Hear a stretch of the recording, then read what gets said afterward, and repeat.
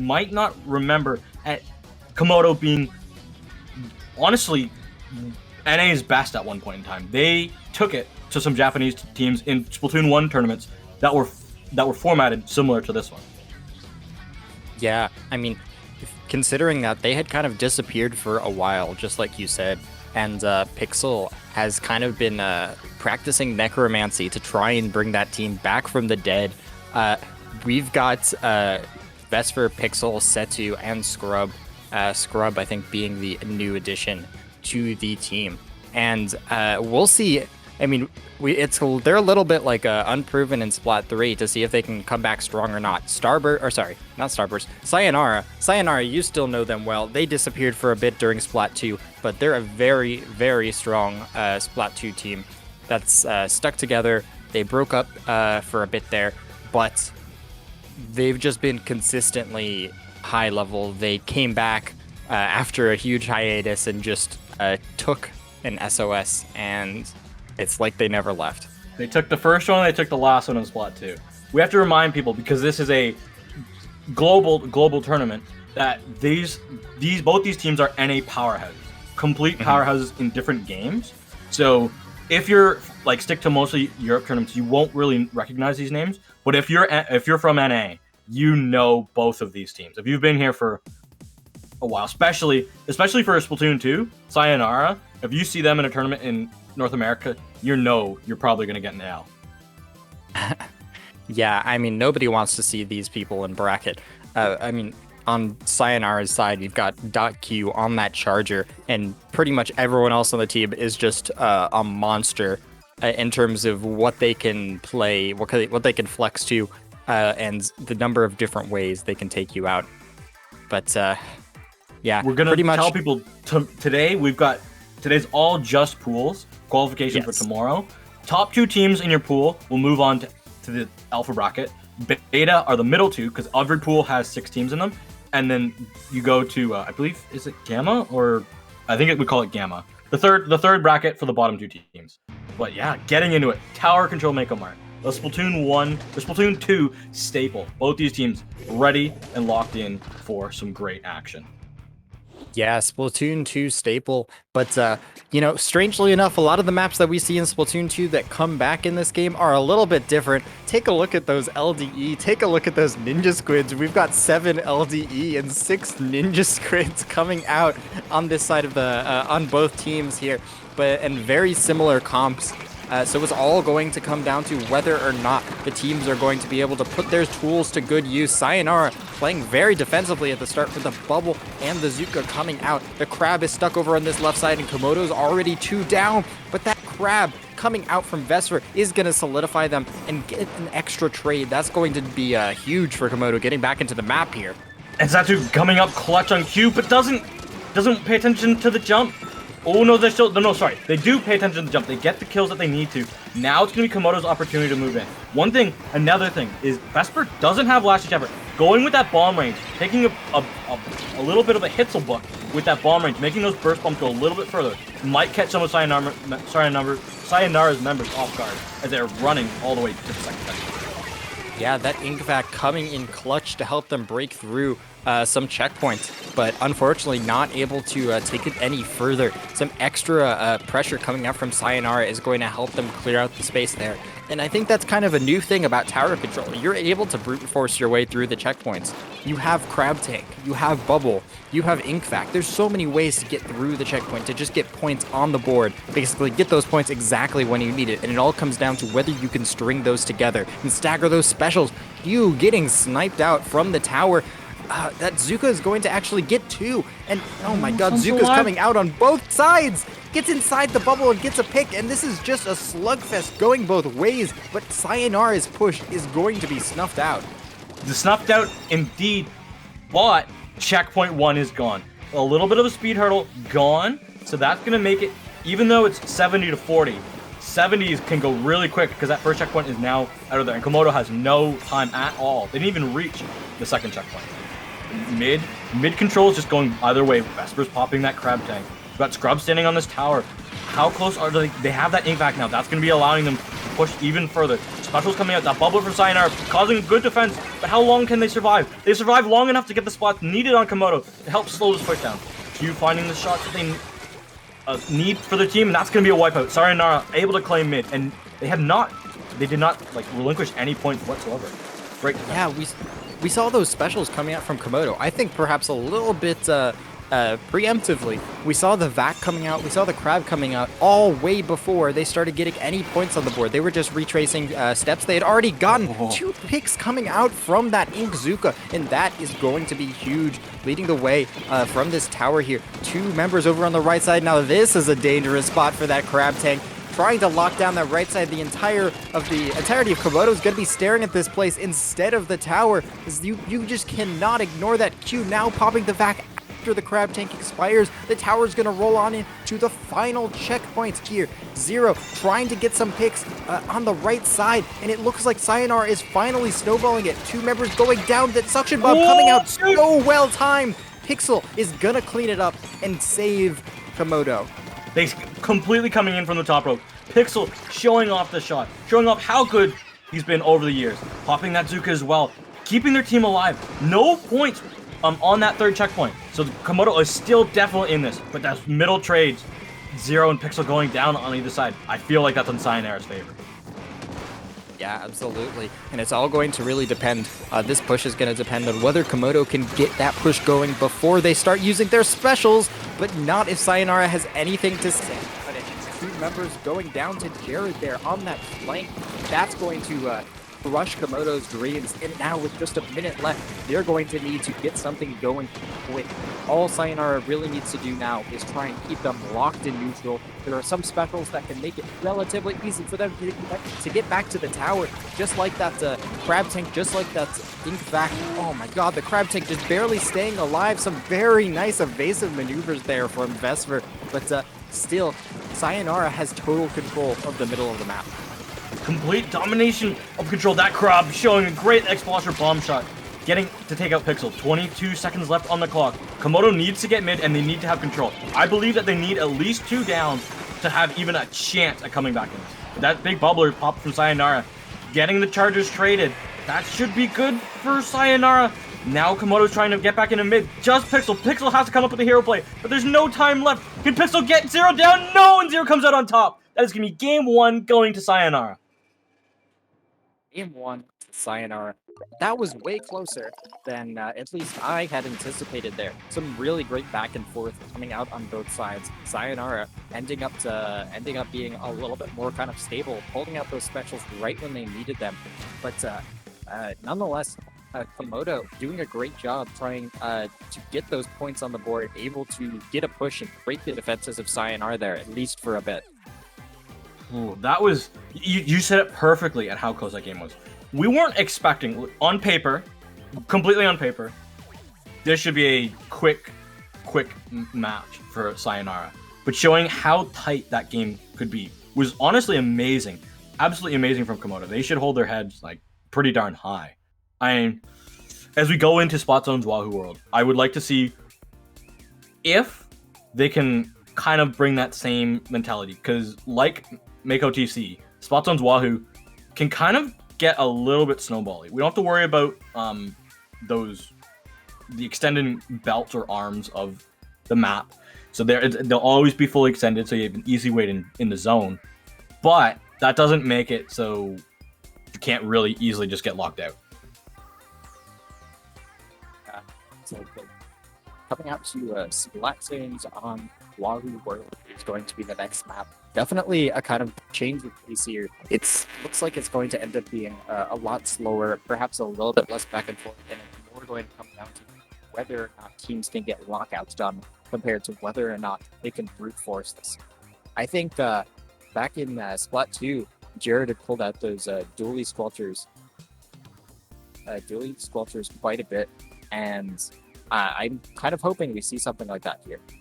With Wahoo World being a very kind of small, concentrated Splat Zone map, I think that something like a Wavebreaker can come out very strong. Wavebreaker has always been, like, when we first initially saw Wavebreaker, we thought Wahoo World Spot Zone is going to be nuts. Imagine popping 2 of those down. We also realized that two great weapons on this map got it. Heavy, which kind of isn't as strong at the moment, but we saw the Japanese team, if you watch Area Cup today, dominating on this map using that heavy spotlight. We also saw how dominant E-Liter is and how dominant it can be over heavy. It's often you get less specials, but you oftentimes get more because you get more kills. And Wavebreaker is just so phenomenal here. It has to have a little bit of protection, and I would be honestly a little bit shocked to see if neither of these pull that out.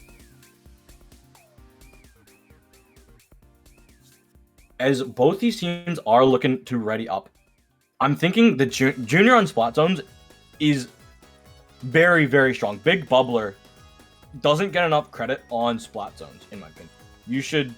It's probably the best. It is the best way to defend zone. You pop that down and you can sit in it and just paint for days.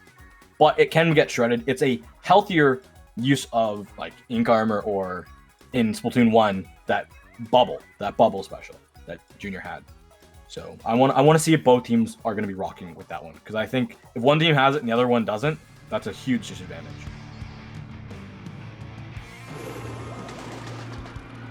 All right. Hopping on in to Splat Zones on Wahoo World. We've got the E-Liter coming in on one side versus that Splat Charger on the other. Yeah, that's going to be Scrub pulling out that E-Liter. Q's going to be staying with the Inkfact Splat Charger. Definitely a special that can also be quite good, but that's going to be the Junior falling. Scrub hitting a nice shot to open up exactly what you need your E-Liter to do. But falling, I believe that's going to be Zero coming out again on that shot with the Inkzuka. Vesper's going to be the last alive here with Crab, and that's going to be a wipeout. Sayonara already coming out with the early wipeout, and they're going to be looking to hold this dominantly. I am very worried. Very, very worried for Komodo. Yeah, nearly identical comps to the last game, minus that E-Liter. E-Liter could help them get back in, but there's still a Charger to contest them on that other side, and already multiple members of Sayonara trying to shark in this court here. Looks like Komodo's opting to try and push in that left side, but Zero looks like they've got a flank going. I don't think Komodo sees this coming. A Booyah Bomb. Sedu had an eye on that flank, and that I think is going to save their team there. Yeah, that does end up taking out Zero on the flank. Really well placed Booyah Bomb from Setu, and Komodo's gonna get back into the zone here. Absolutely needed. 45 doesn't seem like that's that great of a point, but if you wipe there, you've got no time left to come back in the zone. Now it's going to be Q looking to take the fight. Not worried at all about the range differential on that E-Liter. Oh, Q just absolutely phenomenal with the shot. As always. Sayonara coming out again with their second wipeout of the game. Yeah, I mean, that Inkfact perhaps getting popped a little bit too early, but nonetheless, some very nice picks, and that's going to start the lockout once again on Komodo. Setu looks like they're going to try and get set up in this top right, but Q has an eye on it this time. Q's going to be trying to keep an eye on it, keep the machine as far away as possible. Crab Tank, Vesper on that Crab Tank trying to get their way back in, but it's Crab v Crab, and Jared's going to come out on top that time. The Inkzuka is going to get a pick, and Sedu now is the last one. That Booyah Bomb is going to find itself shredded there, and that's a rare sight. Sayonara looking so strong, just annihilating that push from Komodo, and they're going to take game 2. Exactly what kind of I expected a little bit. If whatever team, you can run away with this map so quickly, because the zone is so far from your spawn. Even though you can get launched out of the respawn espresso machines, it doesn't actually make you go all that much closer to zone. It still takes a long time, and a little bit of panic setting in for Komodo, and they're going to be dropping this one 2-0 to Sayonara. Yeah, Crab Tank, one of the few specials that could perhaps help you get back into the map. It's got that crazy range. It also has some nice survivability. And it's one of the things that can probably contest Charger from quite a distance. But unfortunately, Komodo not able to get that push back in, get through the unbreakable defense that Sayonara had. Sayo is going to take that 2-0, like you said, and they're going to finish off that round 1.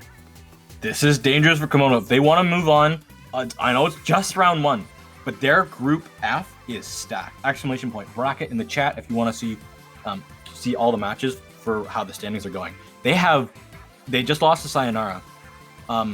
Triggerfish Zone Supremacy is a strong team. They've been around for the last little bit of Splatoon 2, but In Control Red Sun is the other team in this pool that Komodo. They've dropped their game to Sayonara. So if In Control takes it off Sayonara, that's dangerous because if Komodo wants to stay in the Alpha Bracket, they have a tough road ahead of them. And so far, looking at the bracket, we don't have too many more upsets. Kings, they were the first team to rack in their score 2-0. They are the defending champions of 20XX, a team that doesn't make too many appearances in NA or EU tournaments, but they are definitely the favorites going into this. And with that, we will be heading into round 2 after a little break. Don't go anywhere. We've got a ton more awesome action coming your way.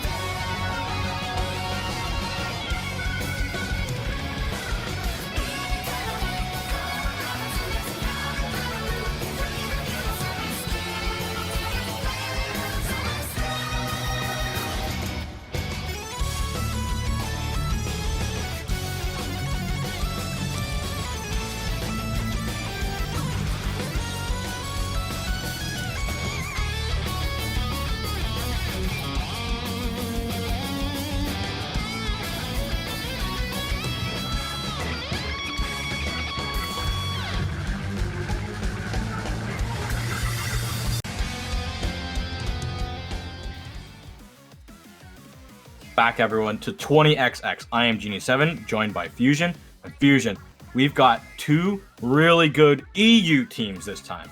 Both of them a little bit on the newer side. Yeah, I mean, they may be on the newer side, but the players are nothing but new. Spark just coming out from an announcement a couple days ago. Was it yesterday? Was it 2 days ago? I don't quite remember. It was a very big announcement when it came out. Johnny Express, Dude, and Takimi. It's going to be a very strong team. Apologies for the mic issues before. It's been misbehaving a slight bit, but should be good now. And thank you for bearing with us.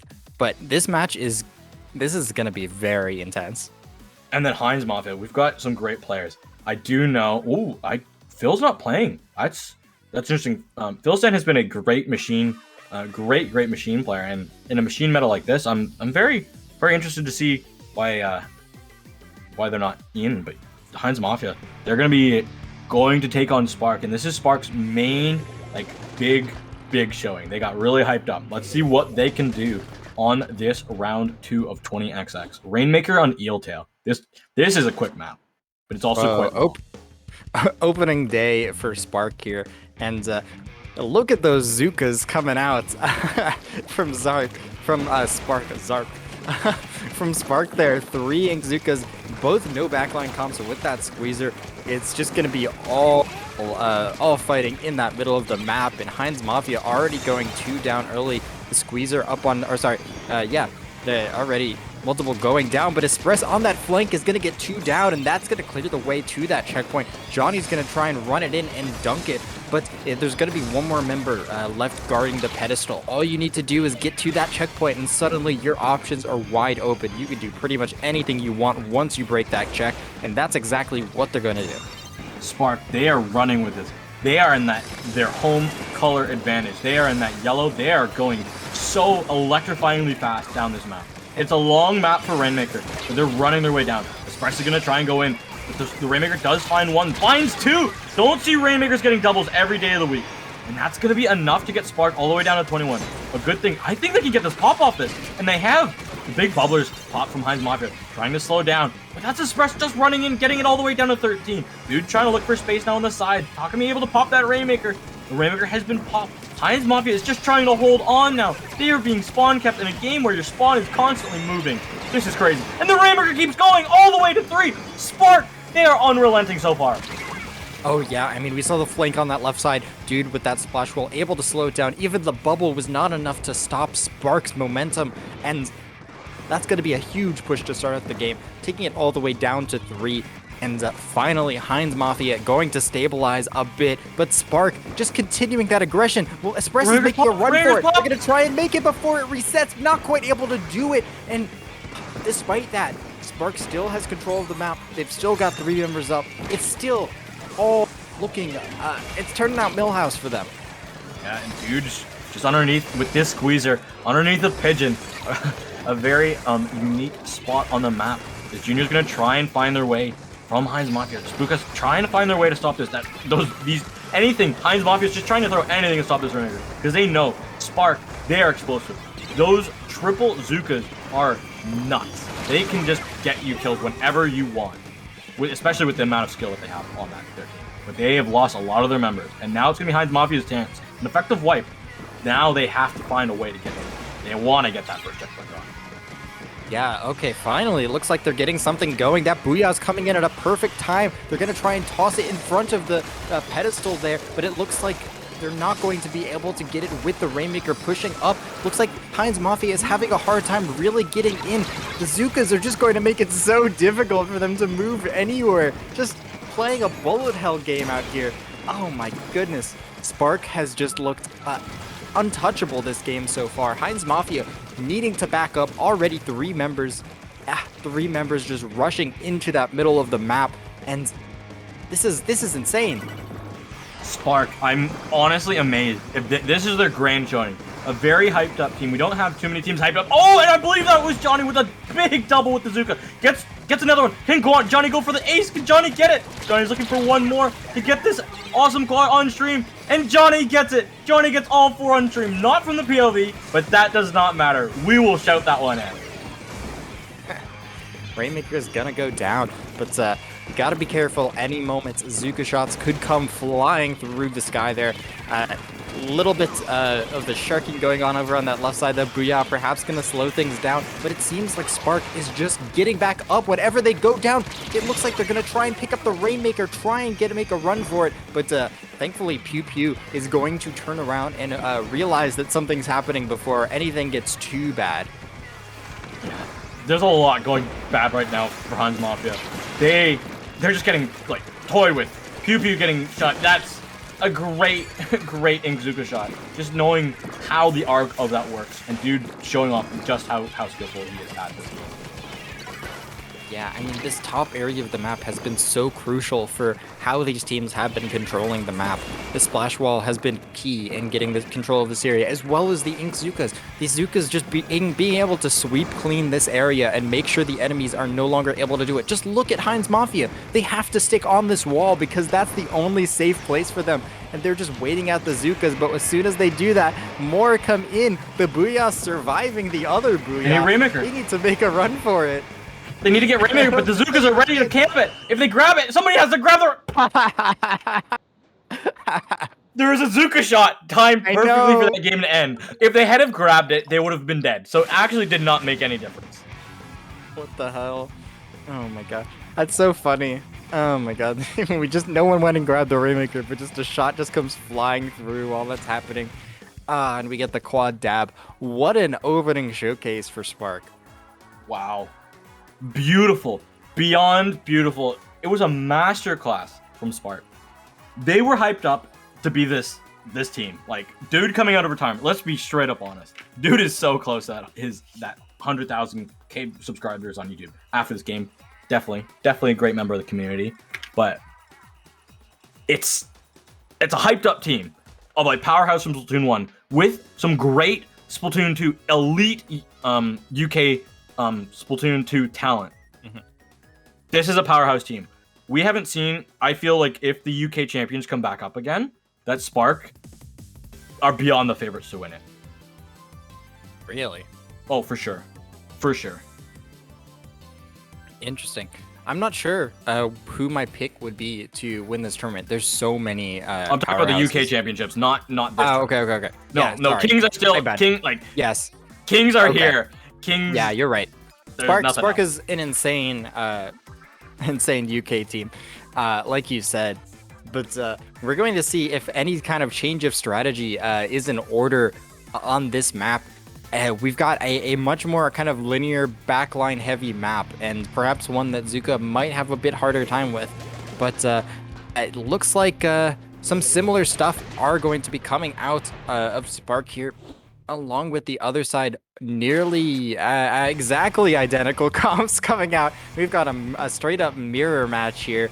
And yeah, I don't know how much value those Zukas are going to get when you haven't got any like backlines or anything sitting up on top to use it on. I think they could still find value, especially in the hands of both these teams. We're going to see Johnny going over back to the junior, something that Johnny's been really good at for years. So that quad from last match really showing off that, hey, just because I'm a junior doesn't mean I can't aim. Absolutely, that Booyah Bomb coming out at a bit of a weird time while they're falling in this situation. It's going to force the junior into the zone. Johnny moving up with that Zuka, gonna get a nice pick. Spark already getting a very strong lead here, clearing out the entirety of the map. And now Heinz Mafia has themselves on a timer, and they're going to need to get it moving as soon as possible. They're gonna need Pew Pew to come up massive with the Zuka. I want to say definitely at least one, and being able to find another one. Not necessarily getting the kill, but at least finding the information so the team can collapse on them. Because right now, Spark is grouped up in 2-2 scenarios. And oh, Pew Pew goes down to the Booyah Bomb, pops Suzuka, gets nothing for it. But that is not what you need if you're Heinz Mafia. Now they're going to have to live with Espress's Zuka as well. This is crazy. Heinz Mafia has no time. They have to get back in the zone. Yeah, and they've just had such a hard time dropping onto the plat there. The splash wall coming out from Dude sitting on the car has made it so hard for them to get in. The bubble being a little bit awkward. Espress gets inside the bubble and he gets a kill with the pick. Oh my god. They got a pick by throwing the bomb. It gets the bubble, it blowing up. Then they got inside the bubble, and it's just such an awkward situation when you need to fight inside the bubble. When it shrinks more and more and more, suddenly you find your options limited. As soon as you peek your head out, you could get blown up in the blink of an eye. A very, very quick and dominating 2-0 from Spark. If their name is Spark, I think it's more of like Explosion. That should be their team name, because that's exactly what they did. They exploded onto the tournament scene. And a beautiful, beautiful, beautiful 2-0. Something you don't usually see 2-0s and are so super excited about it, but when you have a team like Spark, it's worth it. Yeah, I think when you see like 2-0s or something like that, when it's players that's, or yeah, I mean when it's like people's fan favorite players and you get to see them coming back for the first time in a while, I think that's extremely exciting. And, you know, maybe if they've been doing this for months, maybe it won't be so exciting, but fast-paced Splatoon gameplay is something we all live for. Yes, that is, and we'll be going into a little bit of a break. Round 2 is still underway because of how fast Spark has kind of gotten into it. I can't really update you guys on everyone who's watching on what's going on with the bracket because most teams haven't really started yet. Let's put it lightly. But we have Kings have come up with their 2-0, and I will keep mentioning them because they are beyond the favorites. Until they came into the last 20XX and dominated. So they're beyond and by far the team to watch. So if you want to watch any team, that's a team that you should be watching. We won't be seeing much of them today though. 100%. And yeah, just before we head into that break, just a reminder that the current prize pool for 20XX is sitting at 480. We just got a donation, or secondly, it's at 500 now. After a donation, $20 from Abby. Remember, you can donate to the prize pool in order to support the tournament. Please do that, and please stay tuned. We've got more exciting Splatoon action coming back in just a moment.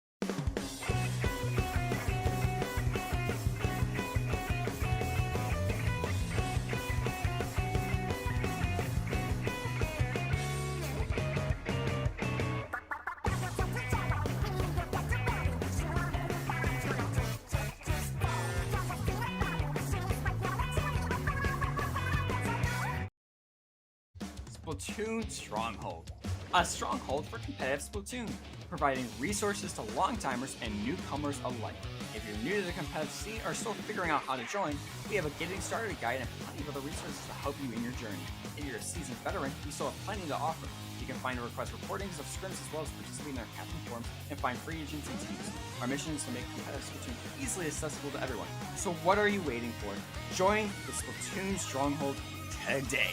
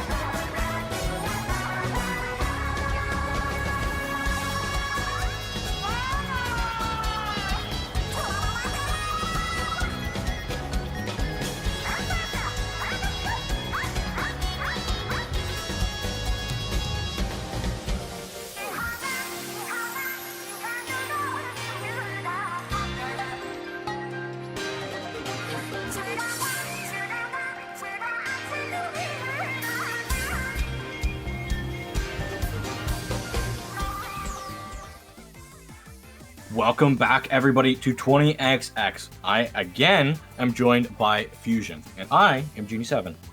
Fusion, these two teams, Hypnosis and Tuki. This will be a good match. It should decide, in my opinion, and from how it's going so far with these teams being undefeated, who makes it out of their group in first. Yeah, absolutely. I mean, with groups of 6 people, the first 2 teams are going to be making it to Top Cut. Getting that first seed is going to be crucial because there are so many strong teams in this tournament. Both sides of this are looking very strong. We've got Brian, Robbie, Key, and Kotaro on one side. EU, very strong players. And we've got some North American players on the other side. Isaac, Sleepy, Grape, and Dylan. And man, this is just going to be really exciting because I have not seen... I think a lot of these players have somewhat changed what they play between games. I know at the very least Isaac was a blob fanatic in Splat 2, and it's probably going to be changed in Splat 3. And I do hope we still see like some Brian Explosher coming out in Splatoon 3, and that's exactly what we're going to see. We do see Robbie back on that brush, Dylan on those Tetra dualies. Very exciting stuff after Tetra's coming out with a win this morning in Area Cup. So many Ninja Squids, almost all stealth jump. We know what we're getting into here. It's going to be a very exciting match. Jet Squelcher. Jet Squelcher on Clamblitz. Yes. That's interesting. I honestly haven't seen it. I haven't even seen any Jet Squelcher since it lost in Raid 10 of this. Yeah, I want to see what Isaac can do with it. I think Jet Squelcher is kind of interesting. I think the only gripe people have had with it is that it's got line marker. Line marker can feel a little underwhelming. 3 down on both sides, and it looks like Robbie's going to come out on top. The stagger, the extra jump coming in, a very nice pick. 7 clams. They need to play very slow if they want to get this push in. Yeah, if the brush is leading the way with that power clam, it's going to be pretty obvious. So already, despite the fact that Tuki gets a very strong push to start, it's still very difficult to get to the basket. It's going to be still a lot of work for them to really get it done here. They get 1 pick. Here comes the flank over on the spinner. A very nice position. People are happy to see that kind of thing back from Splat 1. Now getting some extra use with the new Clamblitz mode, but not too big a push coming out at the start. Robbie actually continuing to push over that spinner. Very nice, getting a couple more clams on the board, and Hypnosis is finally going to get back some mid control and get some very much needed quick picks in the middle of the map. This is actually looking a little bit scary as they're racking up clams and map control really quickly. They have exactly what they need. Oh, as soon as I say that, that's going to be Dylan going down on the Tetras.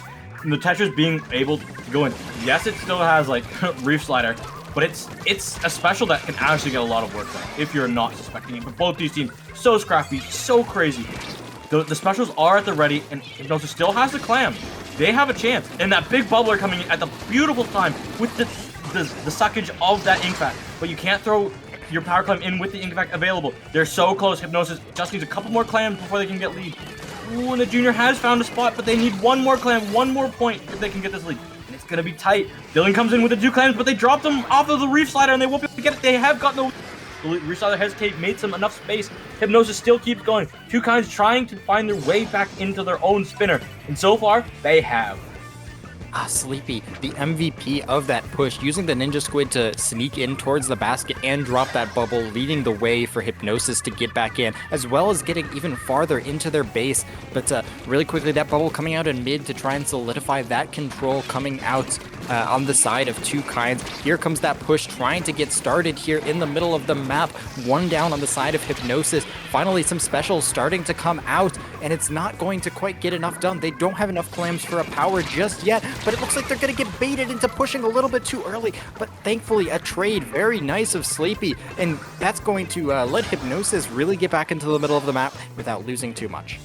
Yeah, great popping at Zuka as well. He doesn't have it now for this next fight, but a lot of paint in mid that Hypnosis can take.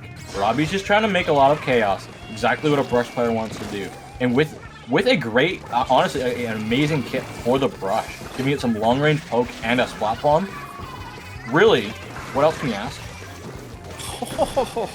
Oh, that was a trade! disgusting Zuka, but that's an insane trade there coming out. Some power clams coming in. The bubble's gonna drop, but they're out of power clams. A very nice kill, and the Tetra is gonna stop it from turning from bad to worse. Isaac is the last. They're going to be forced to back up onto this side of the map here. This can be a little bit of an awkward position, because I think if Two Kinds can rotate to the right, this might get awkward. A vacuum, weird, coming out at this time. They do get taken out, and that's actually going to be huge. That means no special, no backline for defending the middle of the map here. It is going to stall them quite a bit, though, and I think that Hypnosis is actually going to be able to use that to kind of stabilize here in the middle here. Yeah, great able to come up with enough space. That making up for Isaac's definitely a very solo queue mistake. Ooh, but Hypnosis, they've lost a member. They've lost their touches. Dylan is down. Now Two Kinds trying to go for their push. This killer whale is coming up, pressuring Isaac. Grape is back underneath the basket. Sleepy's here. Robbie's trying to go trying top left. Robbie has the space. They have the space to go in here. Two Kinds, but Robbie goes down. Unfortunately, down to Isaac. Ooh, and Dylan. This is going to be tight. Two Kinds need to find their way in, but they're backing up for now. Just going to try and hold on, but this is dangerous to hold on by spin. Oh my god, that was so close for being a huge play. Robbie managed to get up onto their top left and behind them, but unfortunately not able to survive before they backed up from the ledge. 10 seconds remain, not too big a lead, and it still looks like Two Kinds is going to be holding onto that power clamp. The whale revealing the location of the enemies. Robbie trying to move in and get a very nice pick here. Grape trying to come in fast and shut it down, but they're going to be forced to back up with that Ink Storm. One pick's going to come out. They don't have enough power clamps to get the lead just yet. Here comes Brian trying to get that score. It's not going to be enough. The Tetras peek them out. Time is ticking down. It's going to come down to the Tetras, and Robbie actually... No! Oh! Robbie hits the power clamp, but it's just too late. Oh, not enough time. They had a power clamp sitting at spawn, so with the super jumps being back in, I felt like if they could get win in, there's an opportunity with the amount of chaos. In mid, right before that final fight, Brian had 2 members on him. Brian did not die.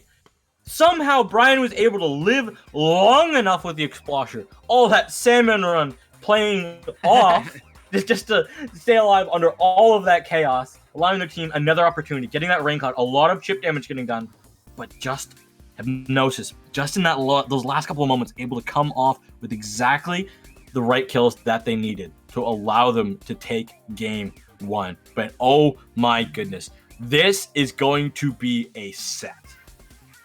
Absolutely. That was just game 1.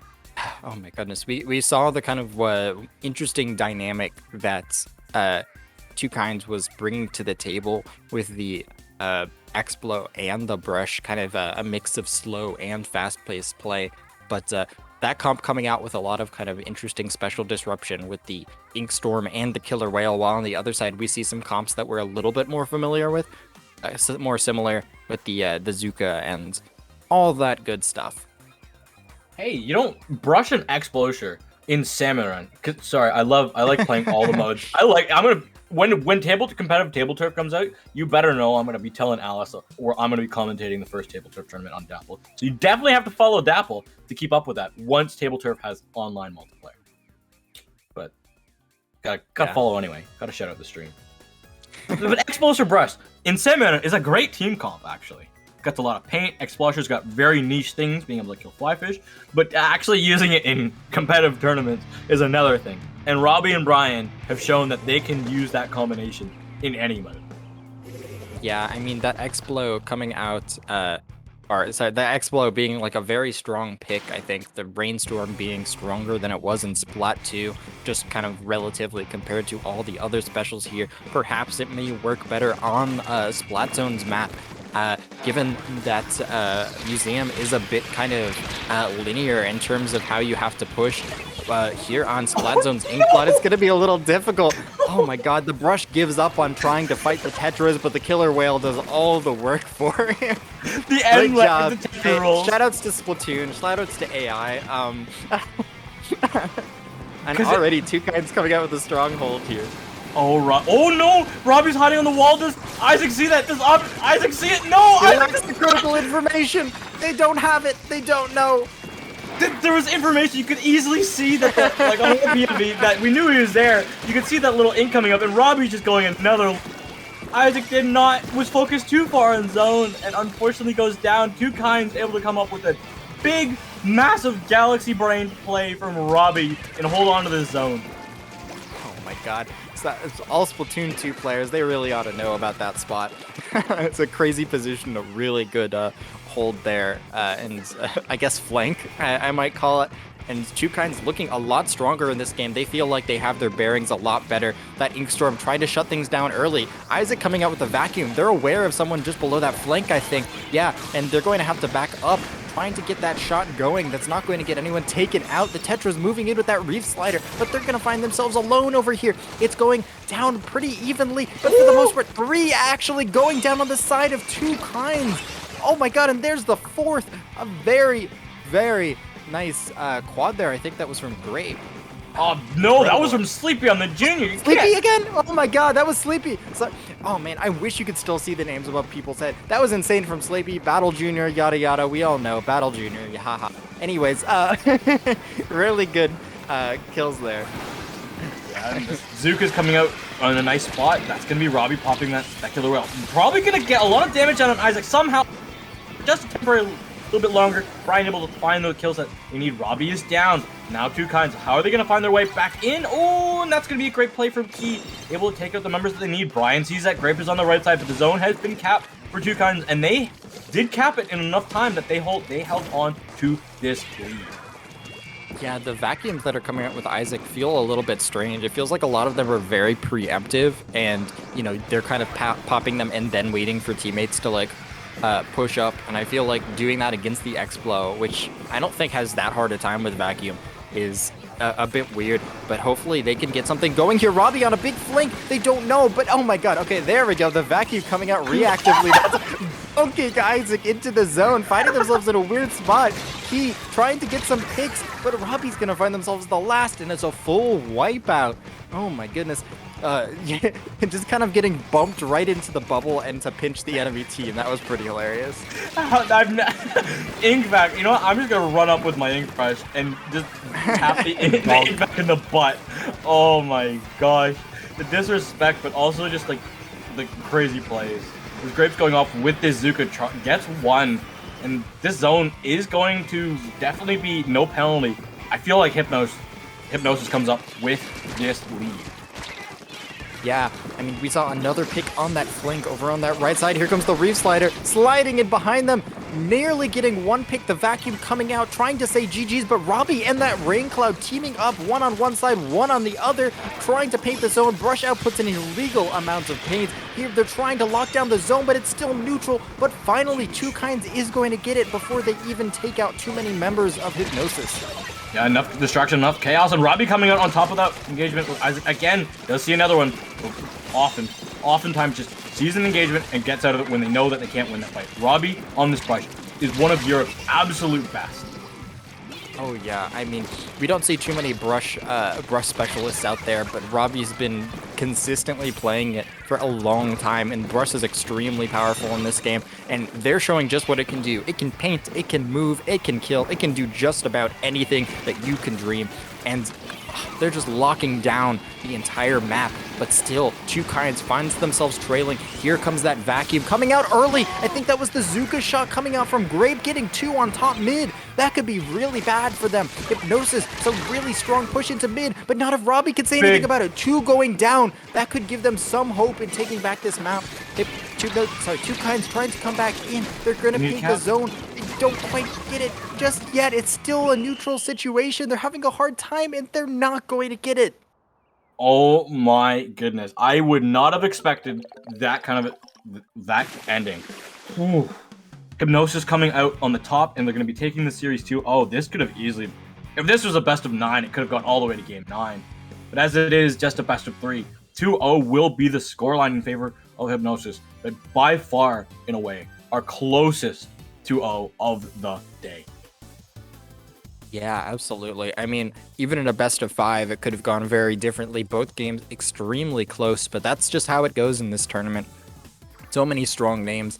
And again, it's not just a This isn't just oh, you lose once, you're out. There's enough teams in this tournament that you just need to get top 2 in your pool. And I think that's both of these teams are more than capable of doing that. Yeah, both these teams are definitely able to do that. And as you were saying, top 2 teams move on. The middle 2 teams, as they have each pool, it has 6 teams in them. The middle 2 teams go to beta, and I believe I haven't had a confirmation or a correction if it's called Gamma, but I'm guessing it's called Gamma. It's Gamma. It's Gamma. It's Gamma. Yeah. Yep. We all know our Greek alphabets. Yeah. Yes, we do. Yo. We don't all know our Greek alphabet. Hey, well, I know some of it because I don't know. I just know used a lot of letters. So we used a lot of them. So It's true. That's if anyone remembers the Ink was there clan. an Ink Gamma? No. Ah. We didn't have a G. We had Omega, Alpha, Delta, Zeta, Sigma, Enigma. I don't know how accurate all of them are, but I know the majority of them, definitely. I can definitely see one and be like, yep, that's a Greek letter. Yeah. We just looked at the Greek alphabet half the time to make a new team. Yeah. Yeah, that's kind of how it went. I'm looking to see how if we had too many upsets in the bracket. Remember, exclamation point bracket in the chat to get this bracket. We have groups all the way, groups of 6. Sometimes there's only 5 teams in them, from A to U, meaning we have 21 different groups. Lots of Splatoon action. We can only cover 5 rounds in one match per round. So we've got a ton of matches that we are not seeing. So if you see some of your favorite players, you can cheer them on and in the bracket side. But yeah, it's such an amazing thing to have a tournament this size for Splatoon 3. Coming after the end of Splatoon 2, we didn't have too many teams. Do you kind of agree with that, Fusion? That this is good showing from? Yeah, absolutely. I mean, towards like the start of Splatoon 2, there were definitely some tournaments like this, but I feel like towards the very tail end of the game, people kind of were like, we already know there's going to be a new game. I'm kind of losing motivation. But people are coming back in full force here for Splatoon 3. Yeah, that's kind of what I was doing a little bit. I commentated more than I played in the last, I want to say 6 months. Once they gave us an announcement time for Splatoon 3, I'm like, do I really want to force myself to play missiles all the time? And now I play Reflux, so yeah, I kind of missed the entire missiles meta in Splatoon 2 because I didn't play the game in a tournament fashion. I just stuck to solo queue. So I'm enjoying with devil horns on my ears right now playing Reflux. We like to watch the world burn. I'm watching the world burn. I'm making it burn. I wonder how many block lists I'm on. People say at lands they're like, oh, you're pretty nice, but then I'm like, yeah, I play Reflux, and they're like, I hate you. Yeah. Let's take a quick look at the bracket so far. We've got some teams that are coming out at 3-0 already, including Kings. I'm just going to go through the teams that are sitting in first place right now. We've got Kings, which is a very strong JP team that's been, coming out to Splatoon tournaments in the West and taking names for quite a while. Over on Group B, we've got Venom and Starburst. I think both waiting. Venom might have had an extra game played so far. We have Inks and Oro Jackson. Oro Jackson we talked about a little bit, or you talked about a little bit before we started.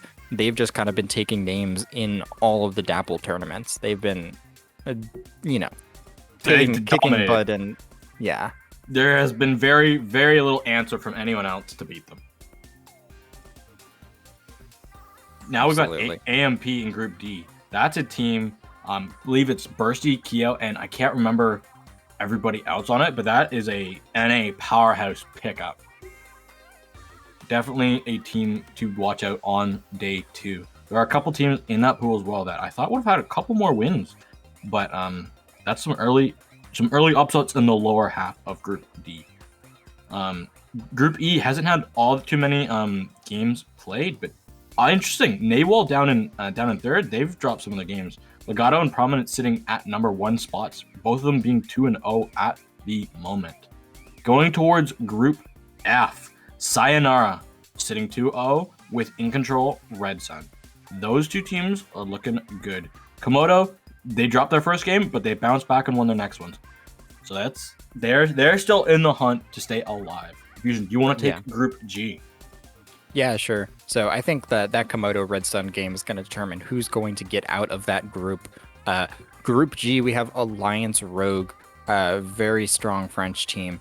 It's going to be great to see them in tournament. Definitely going to see them tomorrow. They're followed by ASC Tenchi as in second in that group. We have TC, but not TC, in Group H. Let's see who that is. Yeah, is that a candle? I don't even know what emoji that is. I can't really see the bracket. It's a penguin. Small. Oh, it's a penguin? It's a penguin. Yeah. Oh, okay. It's got it's really tiny on my screen for some reason. And I keep zooming in. Oh yeah, I see it. I see it's a penguin. Oh, I love it. I don't think emojis get bigger when you zoom in. No, they don't. Yeah. But Group I, oh my God, we will never get through all the teams if we just talk about all of them, just because this tournament is massive. 21 pools, it's a crazy amount, and not only 21 pools of Splat 3 veterans, Splat 2 veterans, Splat 1 veterans, people who've just been together for a very long time. Squidding Good and Tuki in Group I. We may be seeing Tuki 2 in a bit. We have Cool Japan. I'm not sure if that's a JP team or not, but it would be cool if it is.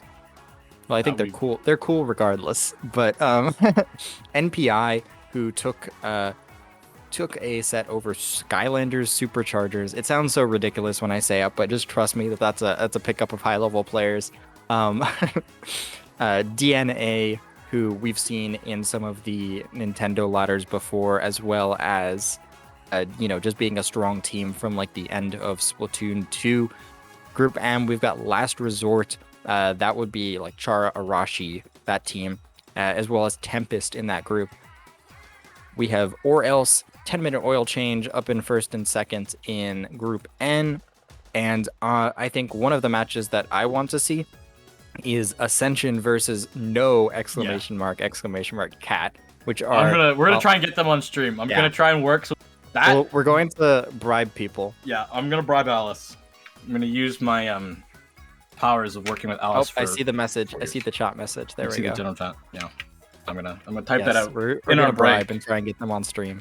Yeah, but if you know what you don't need to do to bribe, donate to the prize pool. We have an amazing prize pool. It goes all to the players.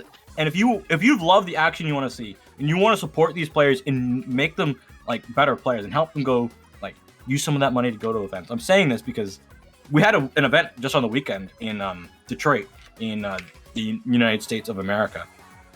That was a fun event. We had some absolutely stacked NA talent there. And if you want to see some EU talent come there, donate to the prize pool. They can use that to fly to the next event. You know? Goes around, what goes around comes around.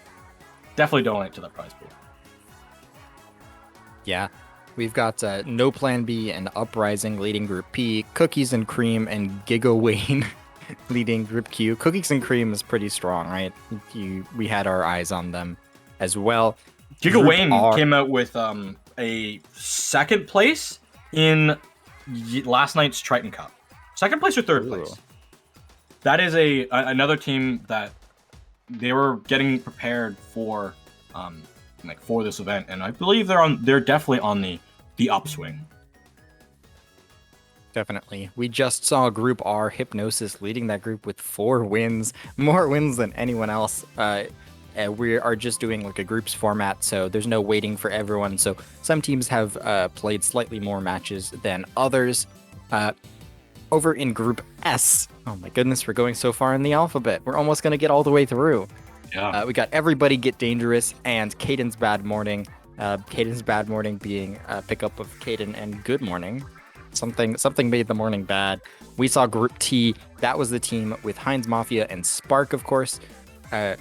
We'll be seeing who makes it out of that set, as Heinz Mafia finds themselves right now in the third slot rather than that second slot. So it's going to come down to the matchup against Jaranka between Heinz Mafia. That will determine who gets out of that. And finally, our final pool seems to be led by Axelt and Woodpecker so far. Yeah, Group U. I can't believe we made it all the way through that bracket. Yeah, and that's our halfway point in the tournament. And not in the tournament. Halfway point will be sometime tomorrow, because we have a big double elimination Group 2 tomorrow. We still have 2 more rounds of groups to go. And with that bracket update, we will hope to see you. Well, actually, I don't hope to. I will see you on the other side of this break.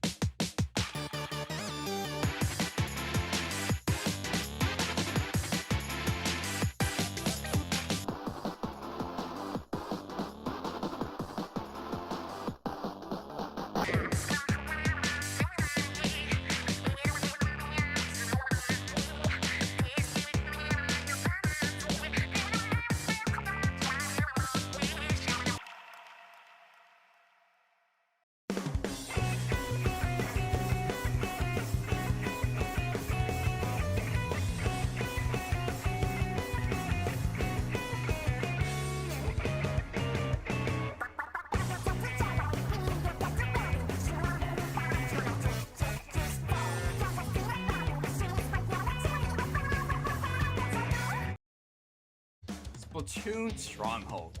A stronghold for competitive Splatoon, providing resources to long-timers and newcomers alike.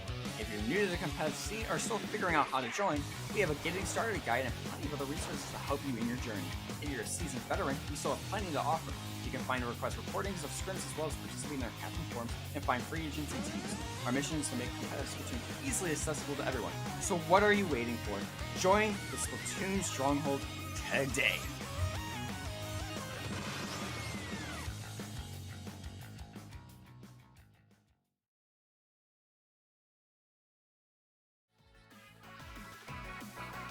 It was just a little short break, keeping you updated. We are here in round 4. We've got some great action continuing to come your way. Am I right, Fusion? Have we delivered great action for them? Oh yeah, I mean, we've been seeing a lot of very intense sets. They've all been 2-0s so far, but they've been getting closer and closer as the day has gone on. We're pretty much about to head into this. We've got Mictlan Heroes and Tuki 2. I don't know what happened to Tuki 1, but that's gone. We've got a whole new Tuki ready for you guys. We got Undertow Tower Control. This is going to be a bloodbath. This is a very interesting map that I don't know how many people love on this, but we're going to be seeing E-Litter v E-Litter action unless we use that new feature and hold down every single button on our controller. Ooh. Oh my goodness. Yeah, I think we had I'm looking sure we had the right maps. Yeah, under groups round 4, Tower Control, Undertow. I wonder what's going on. Oh my goodness. Oh, I think we had the teams wrong. Whoopsies. Oh Yep. Yeah. Okay. I was Yeah, like, something's off here. Yeah, I see that now. makes sense. Yeah. So team tag missing on one of them kind of seems to have gotten them confused. Yeah, Drafter didn't have their But, team tag. Everyone else did. Every single other person did. And of course, it's Drafter who got put in the wrong team. Yeah.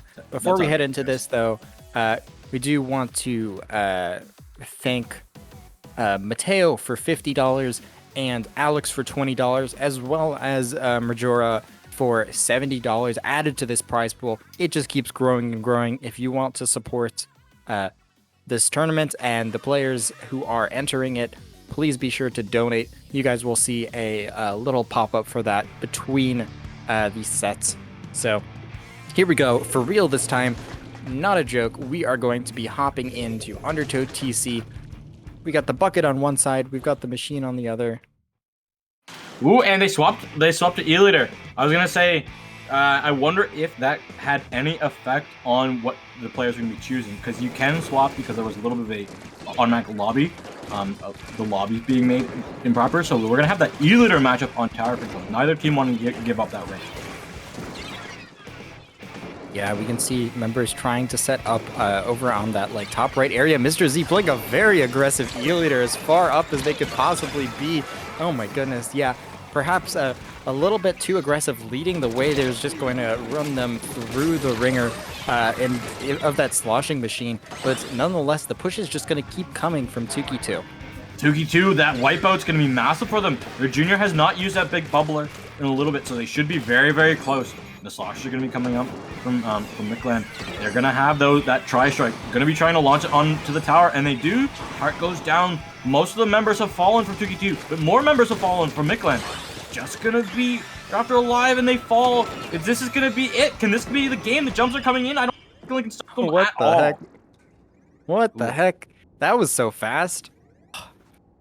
You know, what happened? I felt like I blinked and it was over. Like, it didn't... Trades. I know, but like, usually it's just like when trades happen, it's just so even. But like, did they get like a respawn punished or something? Because it felt like there just was not that much contest on the tower. That was insane. Mr. Z did have a ton of splats, and had respawn punisher. So yes, that could have come into effect. But that second wipe, I really don't know. It was really the fact that, because of how fast tower moves in this game, it feels like it moves faster. Let's just be straight up honest. It feels like it moves faster, and the tower didn't actually stop moving. So even while members were both responding from both sides, that tower, the objective was constantly making its way to the... Yeah, and that's so crazy just because, you know, as the tower gets closer and closer to the enemy spawn, they effectively respawn faster and faster. So it's crazy that they're able to just kind of push through that and, you know, get that tower to knock out. I think people may dislike that map just because it just runs... The tower just kind of makes its way into your base while the tower is still, like, relatively far from you. So yeah, it can be difficult to kind of reach that tower. So that may have been just what happened there. Second checkpoint is not in a very favorable spot. I think the map is new. I don't think it's a necessarily bad map. Machine is really good, so it makes it feel a little bit crazy. But people always default to maps that they've played more of. And Sturgeon, Splat Zones, is a map that people, whoever you are, if you played Splatoon 2 at all, if you did not play Sturgeon Splat Zones, then you really did not play Splatoon 2 for longer than... Yeah, this definitely was a very popular map in Splatoon 2. I think it's perhaps a little bit even easier to lock people out on this map with less entry options in Splatoon 3. We're still going to be seeing the chargers on both sides, this being a pretty solid charger map itself. Bucket and those dually squelchers coming out from Cass or CA's over on Mictlan, hoping they can make a difference here. That Wavebreaker, of course, being able to affect so much of that zone, but already access denied there. Already the E-Leader sitting up on top. It's not going to be the move too far, but actually that bubble working against Tuki there. Storm popping outside of the bubble. That's going to give Mictlan an early person advantage here in the middle of the map. Mictlan has double Wavebreaker, something that often Yeah. it gets talked about but not used. If you throw your wave breaker, a little tech, if you throw it on this map below the zone, like beside the zones, where not underneath of the zones, but those little where the zone kind of falls off, it doesn't hit the zone. But if you throw it on the zone itself, on the corner, on the slope, it's not protected, but it goes up all the entire zone. It's a little risky tech, but you actually get to hit the zone. Because you can see it currently not hitting the zone. Yeah, it's definitely a weapon that you kind of need to lab with to figure out how things work. A very aggressive push here from that machine. Yep, eyes tunneling on that E-leader, but that's not going to do Tuki any favors there. Mictlan Heroes being able to come back into the right side of the map. They're looking stronger in this game than they have before, but they're having a hard time moving in. The E-leader with a very nice pick, going to shut that down. Now the E-leader on this spinner there, sorry, the 52 on the spinner there, and potentially the E-leader in just a moment are going to make things difficult for Mictlan to get back in. Yeah, anytime you can get an E-leader locked up, especially both sides have really, really strong charger players. Mr. Z and One Shot, both good chargers, but you don't really want to give one an advantage over the other, especially with the holding. Those are going to be wave breakers coming up from both sides, and I don't think Storm realized that there was an enemy wave breaker going down at the same time. That's the zone, still in favor of Tuki 2. Mictlan has to find their way in the zone. Sasha going in. Can Mr. Z hit the shot? No, backs up. Lets zone kind of go more neutral towards Mictlan. Mictlan has to get the zone. They need to win this game to stay. They need to win this game to stay in the upper bracket. And they have continued to hold on the zone. But they need more zone points. Paz over on that right side getting into the snipe. Strange for a dually sculpt just to do that, but able to get a nice pick. That helps Mictlan get back into the zone and try and get a lockout set up, but they don't have any specials online just yet. Tuki trying to get a push going on this right side. They're kind of telegraphing exactly where they're going to come in from, and that's going to make it really awkward. They do manage to get in right past that triple ink strike, set up a bubble on the zone, and that's going to give them so much space. Once you can get in and get that bubble set up, you just bought yourself a lot of territory. And despite that, actually, they do manage to cap the zone. They don't go too many down, but because they eventually run out of that paint, Mictlan's going to recap, but it's still a very neutral situation that can go either way, and I think it's really going to come down to the Chargers to see who can get the first big pick. And there's that wave breaker. Yes, it's still alive, and it goes over the entire zone. Mictlan's still holding on, but members have been... He's trying to look for some shots. Get Tuki 2 back in this game. They find the 52 go, but can they land the shot? No, the block gets in. Find exactly what they need. Ooh, this is going to be close. The Sasha Drafters coming up, ready to go across his spinner. Mictlan, they have no penalty. They can get the lead here. They need this lead so badly. Can Tuki get in the zone? Oh, the bucket. I was whispering, do it, go to the spinner, do it, bucket. Dafter gets 2. The wave breaker finishes them off. The last one is Tart on that junior. The wave breaker is gonna push them back. They have no options. Here comes another wave breaker. Oh my goodness. That bucket doing so much work. Yes. Double wave breaker. Honestly. The bucket and the double wave breaker. Wave breaker, interesting special. It has some really interesting matchups against like dualies in particular and Ninja Squid, but I think Splat Zones is where it really shines. We kind of had that comp coming out from Mictlan that basically kind of stalled until they were able to get that wave breaker, and then they have the bucket to combo with the wave breaker. They just need one wave breaker and a slosh, bam, they're dead. That's exactly what they did. They kind of played for that chip damage, waited and got picks with the charger. Really well played, and I like the idea with the team composition they brought out there. It felt like that match, they had a lot, it felt like they had a lot more of a plan, and it was a lot more obvious. They had that extra time that they needed in order to get themselves set up and get their plan in action. They do, and again, this match is crucial because Group I has got Squid and Good, Tuki 2, and Mictlan all in this top half. They're all kind of buying. Mictlan, they're 2-1 right now, but the other two are 3-0. We are going to be, I believe, having a lobby reset because this is going to be Mako Clan Blitz, and we are on Inkblot at the moment. But both Mictlan, they need the games. They need to win, pretty much win out if they want to make alpha. That's the only way they really truly make alpha, and they're a strong team. but so is Tuki 2, and so is Squid and Good. So that game was crucial for them. Not saying that beta bracket isn't as good, but it's not alpha. A lot of teams don't see it like that. But it's a lot of good practice. And there's so many strong teams. You might have even more success in beta than if you were to be an alpha and be eliminated 0-2. Man, aren't you glad that's the best feature nobody knew they needed? Oh, so in Splatoon. I feel like the number of times, the number of hours, collective hours lost to whoopsies, we didn't put one person on our team, or whoopsies, we accidentally picked the map next to the map that we meant to pick, is just huge. And clam blitz, when we would have had to sit here through the clams being tossed from the enemy team to the team that needs to knock it out. And boom, we can just hit a button. And we don't even have to break the lobby.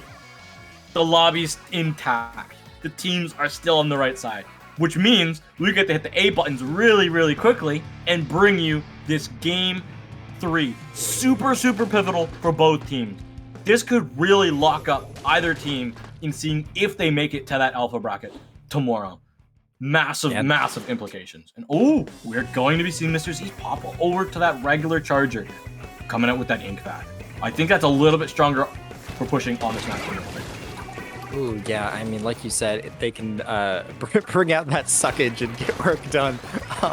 E-Leader over on that right side with a very nice pick, trying to start things off. The Respawn Punisher kind of bringing an extra dynamic to those charges in this game. We see the 52 as well to try and, move forward, as well as those whales for really aggressive play. Already, Mictlan here is actually starting out pretty strong here. I feel like they're kind of coming out with a much more aggressive start than they had been in the past 2 games.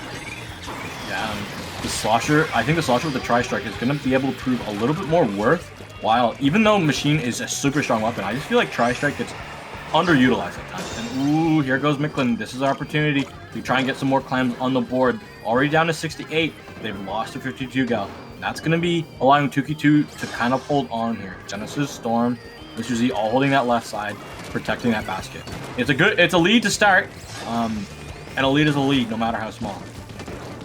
Yeah, I think like that size push is a kind of push worth making. 1 clam, not quite. 2 clams worth. So here comes that whale trying to take out that left side. I think the win condition is really going to be whether they can get someone like Genesis up into that like top left behind where that Waybreaker is and where that E-Leader is sitting right now. But they're not going to be able to do it this time. And a very quick counter push, actually multiple members going down. Not quite expecting them to be able to rebound so quickly. That power clam coming in. Not too many clams online, but a very nice pick from that bucket is going to help extend it.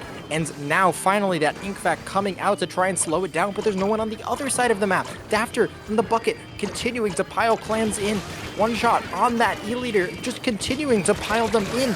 Timer all the way down to 28. Finally a wipeout. This though is a very fast scoring map. Like Mictlan just came back with a quick counter push. Here comes Tuki. 1 quick pick, and here they come. 1 quick pick, but that Ink Mine proving to be actually quite useful as Tuki 2 is going to throw their power clam in. The rest of the members they have some clams available, and they also have a pity clam still at their basket if somebody wants to respawn and grab that. As they're all the way down to 59. Charger goes down. Oh, great slosh is coming up from Genesis. Here comes that power clam coming for the jump. Storm is able to hit it all the way down to This is so tight. They need 1 more clam to get the lead. Somehow Tuki 2 has brought this all the way back from seeming the brink of defeat. They are so close, but they can't get a clam in no time. Ooh. Wow, yeah, the Junior opting to shark on that side of the map rather than, say, go back and get some clam. But I think that a lot of that came from Mictlan trying to, stop that push instantly rather than giving up some points and getting themselves ready. That Tri-Strike clearing out the right side, but it's not going to clear out enough. A bubble. It does give them space for a bubble, though. That's going to allow them to get the power clam in. Here comes some clams. Dafter on the bucket's going to get taken out. They do get some points on the board. 2 members down, though, and one of them is the E-Leader. They're going to be finding themselves backing up really quickly as Tuki puts their foot on the gas and just begins moving up on that right side, just like they have the rest of this game. Again, that Ink Mine in mid. The push ends. But all of Tuki 2 members get hit by an Ink Mine. Doesn't do any damage, but it marks you. So you know exactly where all those members are coming as that Ink Vac can cause so much chaos. The members have been traded around. Both gals are down. So that's kind of the main aggro spears of both comps being down. That's going to prove a little bit more worth in Mictlan because they're the team that is defending. Love the position from Genesis on this left side. This is such a huge position, but unfortunately, Tart on that junior going down before anything happens is going to make things difficult. This 52, though, isn't in a really good spot as well. Genesis on the left, 52 gal on the right is going to be huge, but yet another big push is going to shut things down. The Vac, not enough. The Slosher takes one out. This has been a big set for Dapper, and it looks like Mictlan finally starting to stabilize, but as long as that one power clam is up on Tuki, this is not a safe game and by any means. Mictlan still finds themselves somewhat locked into their base. The only one not there is the Bucket, who does find a nice pick. Finally, Kaz on that junior going to find themselves some space. Some specials come out relatively early, and that means Tuki is not going to have any for this final push. Oh, and Tuki, they've lost 2 of their members. They need to get this if they really truly want to lock Alpha Bracket down and keep their destiny in their own hands for this group's day 1. But Mictlan, they've lost their gal. That's not good for them. Mr. Z still has his power climb. They're making their way downtown, walking fast, but I don't know if they have the specials now. Oh, but the infect goes down to a bomb. After coming out clutch, getting close to that tri-strike. They have it. There's going to be whales coming up from both sides. Tri-strike. Genesis goes in for the power climb, gets the dunk, but how many more teammates are around? Tart's just alive, has 3 members in front of them. Tart's the last one alive. Can Tart get there in time? I don't think they can. I don't think they'll be able to keep it alive. They throw it, they miss it, and that's going to be Tuki 2 dropping this. Mictlan coming out in the final hour to hold on, and they keep their Alpha Bracket dreams alive. Oh, that was great. That tri-strike we saw coming out from Mictlan within like the closing seconds of that game were huge because, you know, they pushed in with that one clam, but that one clam was not enough to take the lead itself. So they basically kind of set that ink strike up so that they would separate the team. Basically, the one power clam would be separated from the rest. They'd be able to single them out and either take them out or exactly what just happened there, where they would have to push in alone, and so the rest of the team would kind of be staggered behind. Really, really great set. And Mictlan coming back from that first game and taking it. Update for the bracket. Squid and Good is sitting at 4-0 in Group I, meaning that really had a ton of implications. And I believe it's going to be for, let me check, for round 5 for Group I, that should be Tuki and let's find I. There's so many pools here. I. Yeah, Squid and Good versus Tuki 2. If Tuki 2 loses that, then they've lost their chance at Alpha because they lost to Mictlan. And if Squid and Good lose that, we have a giant 4-1 massive group tiebreaker thing, which I don't know the tiebreakers, but oh my gosh, Group I is a group to watch for the next round. But we will not be following Group I. We have there's so many other things. We gotta keep up with like what Komodo's doing. They're sitting. Red Sun is also is it 3-1. Komodo's 3-1. Both those teams, they haven't played each other yet. That's another game in round 5, which winner takes it all. Honestly, this tournament 20XX is anyway any other way to put it, but insanely hype. Is there any other way to put it? No, there really isn't any other way to put it. Often, like, you know, when you've got your classic weekly tournaments, you're like, all right, let's go to pools, and you're like, dang, it's a 3-0. Oh, it's another 3-0. But it's like, you know, when you see a team and you're like, oh yeah, these are the favorites. Oh, this is Splatoon 3. This is the first like online major. We have not seen a lot of these teams go head to head, especially like cross region. We haven't seen NA teams play EU teams, play JP teams.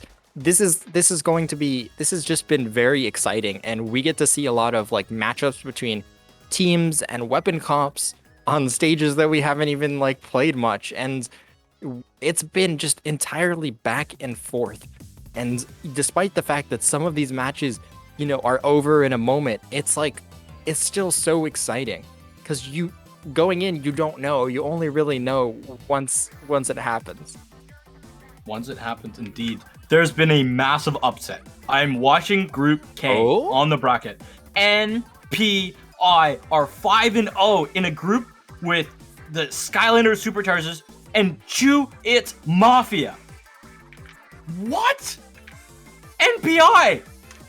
Oh, let me be straight up honest. I had no information on this team, and they are 5-0 in Group K, a very good group. That means that either Skylander Superchargers or Chewits Mafia, one of them will not be making Top Cut. That's crazy. And you know, I'm very glad to see Splatoon in a place where where these kind of things happen, where you're like, wait, this team's really good. Wait, they're not making it? Huh? Yeah. It's insane. That's what happens when you have 128 teams. And I want to see that number grow for the next 28 sets. But with that, Fusion, I think we are going to be headed to a short break. We got to get all settled for our next, and honestly, round 5, the most decisive round. You do not want to miss it. This is the finale of pools, and it will determine who's going to be making Top Cut, who's going to be sent to Beta Bracket or Gamma Bracket.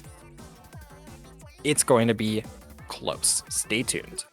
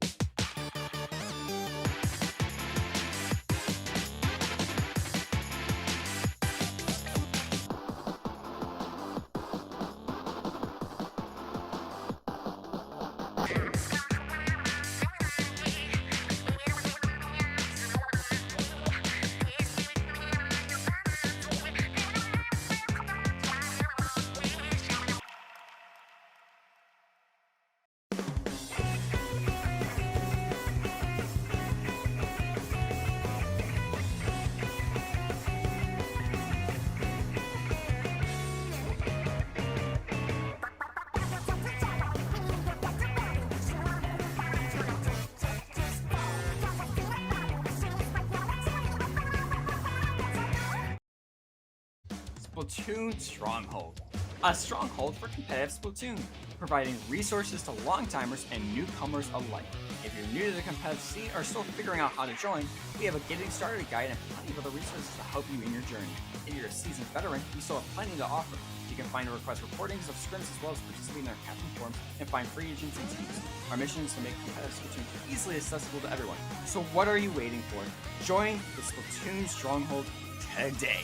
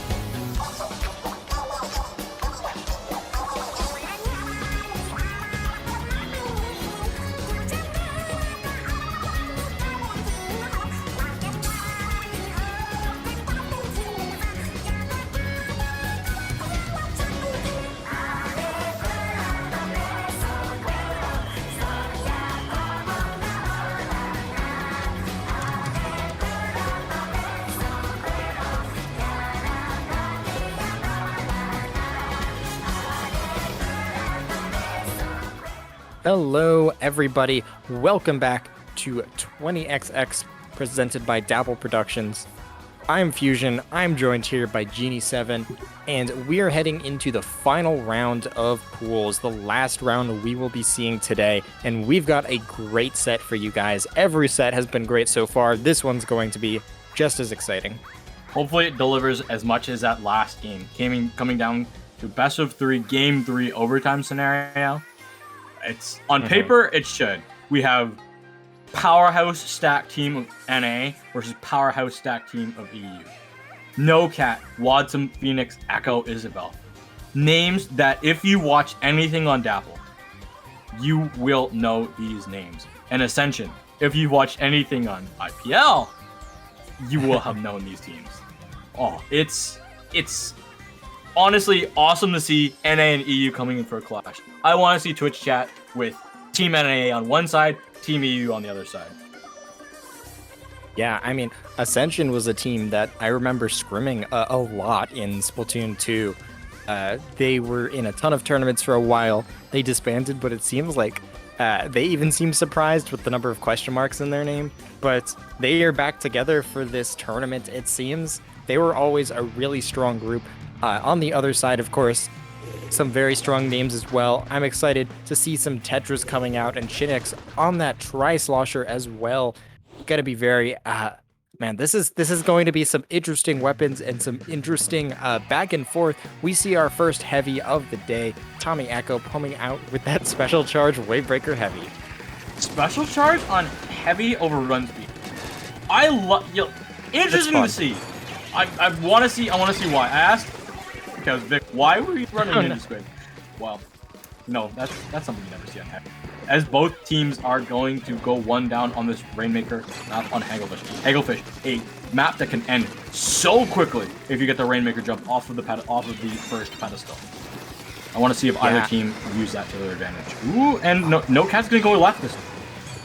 Yeah, I do love the idea. That left push is pretty far away from the enemy spawn. You can always get it to the checkpoint without too much contest. It's not the best way to go if you want to get the big points on the board. But Rainmaker is so interesting in this game that, you know, what you want to do to break the check isn't necessarily what you want to do to like push in general. So really nice break on that check early. That means that they could be able to just make a mad dash forward if they want. Some trades going out over on that left side. Tetra's managing to come out alive, and still no Cat has control of this middle of the map, and they don't seem to be letting go of it anytime soon. Rainmaker is a new game inside of an old classic. And that's going to be, a great vacuum. That's going to be preventing No Cat from making that jump across that pedestal and causing them to delay and have to go to this left side again. That's going to be good because that's exactly where Ascension has their defense. They have their killer whale. It has faded now. And that's going to be Echo coming up with a nice kill, but have to watch out for the charger. Wadsum's trying to escort the Rainmaker. But escorting the Rainmaker with just a junior against the machine is not something that will often go in Wadsum's favor. Tommy's going to go down definitely to that Booyah Bomb. Yeah, some really nice defense coming out of Ascension there. We saw Wadsum try and get that bubble set up on that block where you can make that big jump for points, but it got shredded almost instantly. So you can kind of see the timing that's necessary in order to really get a Rainmaker push through there. And yeah, now it's going to be Ascension's turn. It's a one-down situation on both sides, and they seem to be starting momentum, but peeking a little bit in front of that splash wall is going to get you killed from that splat bomb. Very nice pick coming out there from the brush. Of course, we see this is not the first brush we've seen today, and it won't be the last one you see for this tournament. And the killer whale that it can just output is just so incredibly potent. And man, the way that it works together with a lot of the weapons in the comp and is able to, you know, chase down kills, be able to be evasive, it works so well. But still, in this situation here, you still got a very neutral situation in mid. And nonetheless, it's yet again 2 down, trades on both sides. The 52 gal on this flank here trying to get a pick. And they do get one. And finally, Ascension looks like they have a shot to get some points here. Yeah, Isabel's going to come down, try and take out Twig. Does fall low. A lot of the members of Ascension's going. They've got the Rainmaker to the pedestal where but they've lost too many of the members to really continue this push. Oh, they got a Booyah Bomb onto the Rainmaker. It's going to be going closer, but no Cat says, no, that's our Rainmaker. You are not going to touch it. They don't really have a great way to really slow down and Ascension if they just want to go for this Rainmaker jump, especially if they get some kills in mid. You can see the trouble they were having with Isabel up on that canopy. Once she was sitting up there, they really couldn't do much about it. She was just able to wait until there was some clear space and drop down and get a pick. So NoCat bouncing back into the middle of the map, able to finish them off. This junior wants them, able to get some trades. And finally, actually 3 down on the side of Ascension. All that's going to be left is the Charger with that vacuum. That's going to be able to stifle some pushes here. But with Brush and Tetras, that's going to be a pretty hard time for the VAC to really, you know, get all that much work. They could just kind of from behind. back up as the moment they commit for a push, but they get taken out. Here come the points. The squid bag's gonna come in. Does Echo fall? No, they stay. They die, but they die on top. But Isabel's gonna fall down. Gets 2 though. That should be NoCat able to pop this Rainmaker. Watsum, no! Runs out of ink. Uh-oh. No, Watsum has a glitch! DC! No, Watsum! What is going on here? What is going on? The lobby's still alive. The Rainmaker's popped. Splatoon 3 is causing some instant. Oh no. Oh no! NoCat lost all of their members! It's just Isabel! What is happening? No! What the hell? This game might still count!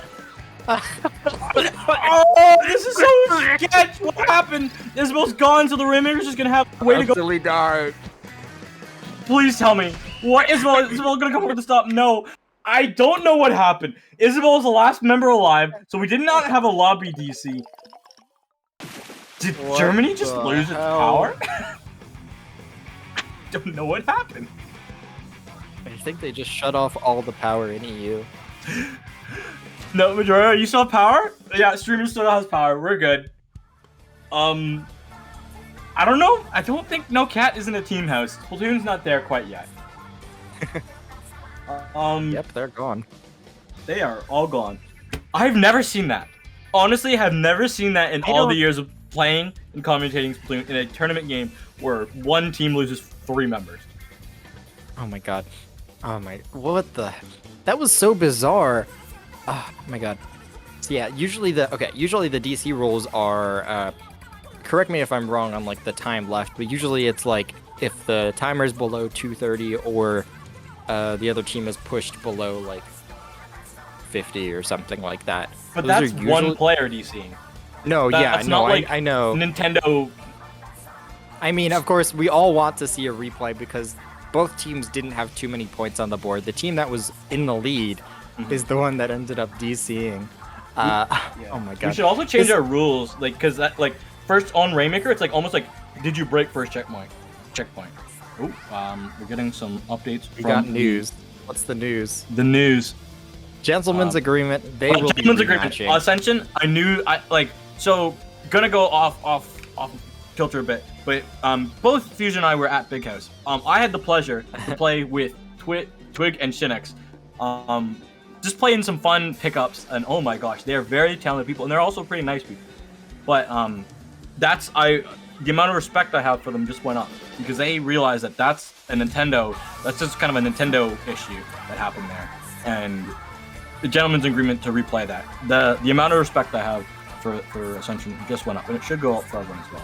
NoCat, they have the opportunity to replay that game because they were definitely leading. Another funny thing, Shinx and Twig didn't bring their headphones. You're supposed to bring your own headphones last. They forgot. So I'm like, hey boys, do you guys know you had to bring your headphones? And then they like got Shinx's mom to run to like GameStop or something and got them 4 pairs of headphones on tournament day. Oh, just funny things. Oh man, I haven't seen, like you said, I haven't really seen much a full team DC like that, except it did happen to be once at the end of Splatoon 2. I was playing some League with friends, and the entire enemy team DC'd on Rainmaker, said we were just alive, and we were able to just run it and dunk it. I have a clip of it somewhere on my Twitter. That's hilarious. Oh my god, but I have not seen that in a PB. That's messed up. And also, not even just that, but on like a tournament. Like at all. Yeah. On tournament stream. Beautiful. Yeah, Insane. We're going to be seeing NoCat with that pop.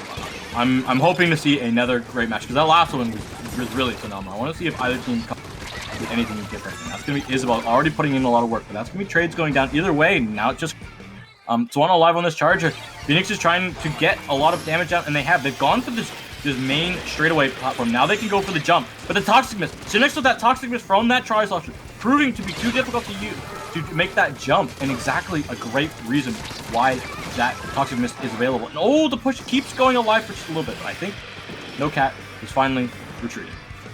Oh my god. Yeah, Shinex on that Tri-Slosher, able to just stop that push in its tracks. But actually, wait, Isabel, when did she jump in? She must have gotten there behind their one hit. But they still are hiding. They don't seem to know they're there. They're able to take out the charger, able to take out the machine. That's 3 down situation. Oh my god, 3 down on both sides. It's just the head. They're going to be getting jumps back in. The Wavebreaker comes out, but it's going to be a hard time getting back in given how far away, how far everyone's just going to have to come back in from a jump. One gets taken out. The Inkjet comes in. Some points get put on the board. 35. Already a bigger push than they were able to accomplish before all the DCs. 35 is a decent number, but that's not 31, and I believe it's 31, which is the points if you get to that that main pedestal checkpoint. When I'm explaining it, that first checkpoint, the one that's in the middle. If you jump over that and then jump across the gap, you can get to 31 really quickly. So 35 seems good, but on this map, it plays out quite quickly, similar to like Black Dog, so it's not all that. Yeah, and without something like Toxic Mist to instantly stop it, it could be very difficult. But NoCat looking like a different team so far. They've been just in total control of this game. Here comes the heavy running it on the left side. They've already got some points on the board. They're going to take it for the slow and safe push over on this side of the map. Even if they die over here, it's going to be difficult to get a quick counter push from Ascension. So now it's all up to Ascension. They need to get a really clean wipe on this push, and that's exactly almost what they do. Just one more member, just the Tetra in the enemy base. If Isabel's able to stall for long enough, that could be huge for NoCat, because otherwise Ascension would have just been able to just make their way downtown into the enemy base. You say just the Tetras, as Isabel stays alive for 30 seconds in Ascension spawn.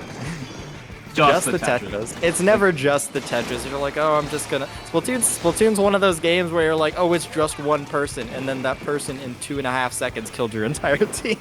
Yeah, just that killer bee on the wall. It's pretty small, but it's not... It won't do anything, really. Oh no, it's a spider with a dodge roll. Oh, true. So true. It's got shark teeth, that rear slider. Oh god. Isabel, honestly, being buffed. Being super buffed. No splashdown. Pretty much just the I'm going to die now button. Rear slider does have the capability of being that, but more often than not, it actually has a chance of doing it. Splashdown on a conveyor belt. Very nice pick there from Swen on that charger. That's going to be one down. Twig trying to move it on the right side. They still are not aware of Isabel. Isabel's probably going to try and make a big deal out of this situation. They get a nice pick with that reef slider, making great use of it. They get taken out before the situation turns from bad to worse. The Wavebreaker, though, going to slow down momentum yet again. We've been seeing that repeatedly throughout the set. Getting marked has just made it really difficult for either team to try and flank, and Ascension actually has an even harder time in this replay than they did before. Yeah, they really, at this point in time, they would have already had that broken. And I feel like that's playing in the advantage of NoCat, because their chaotic playstyle, Ascension hasn't been able to figure it out. But they have gotten some extra time because of that replay to really try and figure it out. They really have it. Yeah, that's going to be Shanks coming off with a nice kill. Helps out to get a double, but they found where Isabel is. Isabel just can dodge all the way through those missed, but she does end up falling. It should be Rainmaker getting to first checkpoint, but no! Echo there with that Wavebreaker, able to slow it down and stop this push pretty much immediately. Ascension, though, they still have the Rainmaker at the ready, and they're looking to try and get this first checkpoint. Can they get there? No, they died just before. God, the white... 15 seconds left, that's 3 down. They get the dunk, but they're going to have to repop. I love the hold of the BL bomb. They're going to throw it ahead. There's 2 down. There's already the 52 gal on the base. They're going to make the jump, and that's going to be the lead. Like you said, that 31 points or 32 points is going to be enough. Suddenly, all the pressure's on NoCat. If they're not able to get the pop, it's going to be it. The Inkjet making such a... They have the pop, they have to get the Rainmaker. The Rainmaker. They're not going to be able to do it. They don't get it in time. And Ascension comes back in the last second and takes it. Oh my goodness. it pays to be a nice guy. Absolute. They come out with the win in the end. That leap at the end is exactly what won them the game. They got enough kills when they got to hold the Rainmaker from not letting it be able to pop, and everything in the last little bit they were getting. It felt a little bit scrambly there, but somehow, some way, in all of that chaos, Ascension was able to ascend to the next level and get the lead that they deserved. Oh my god, yeah. I think Twig on that 52 gal was doing so much work. They moved up into the enemy base, and you know, once a 52 gal or just some splash wall aggressive weapon is able to get up there, it's so difficult to just try and push past it. That's what Rainmaker's all about. It's all about playing keep away, keeping people away from the Rainmaker, clearing space. You don't need to like wipe the enemy team necessarily all by yourself. You just need to keep them away from that spot as long as you could. And Ascension just played the long game and were able to get those picks when it mattered most and clear out that space for the jump. Oh, that was huge. And you know, I didn't expect them to pull it together at the last second, but they proved me wrong. Yeah, just the good karma. It paid off in the end. They got the win the way it should have been deserved originally. Going into Splat Zone, Museum de Alfonsino. I'm not super familiar with Echo's like weapon pool, but I know Sween came out with that charger, and this is an E-liter paradise. Heavy cannot do anything on this map if there's an E-liter. And seeing from Sween having that 4-star E-liter badge, I would expect nothing less, and that's exactly what we're gonna see. Ooh, and Echo pulls out the counter leader. Just like you said. That's what you need to do. You just can't play heavy. You have to play E-liter. And if you play at least you can't play it against an E-liter. It can be really difficult. It's what the? I guess the Splat Bomb killed against that splash wall there. Crazy. And already one down on the side of Ascension. No cat capping within like the first 12 seconds of that match. Oh, that E-liter still though, making it very difficult for them to try and lock down that zone. The Crab Tank as well. That's a new addition to the comp with the Splash-O-Matic. So some really nice kill there. Again, the Crab helping you get back into the map, and that's what they did. Ascension trying to set up a lockout already with this E-liter on top mid. Yeah, this is one of those maps where it's like protect the president, and your president is your E-liter most of the time.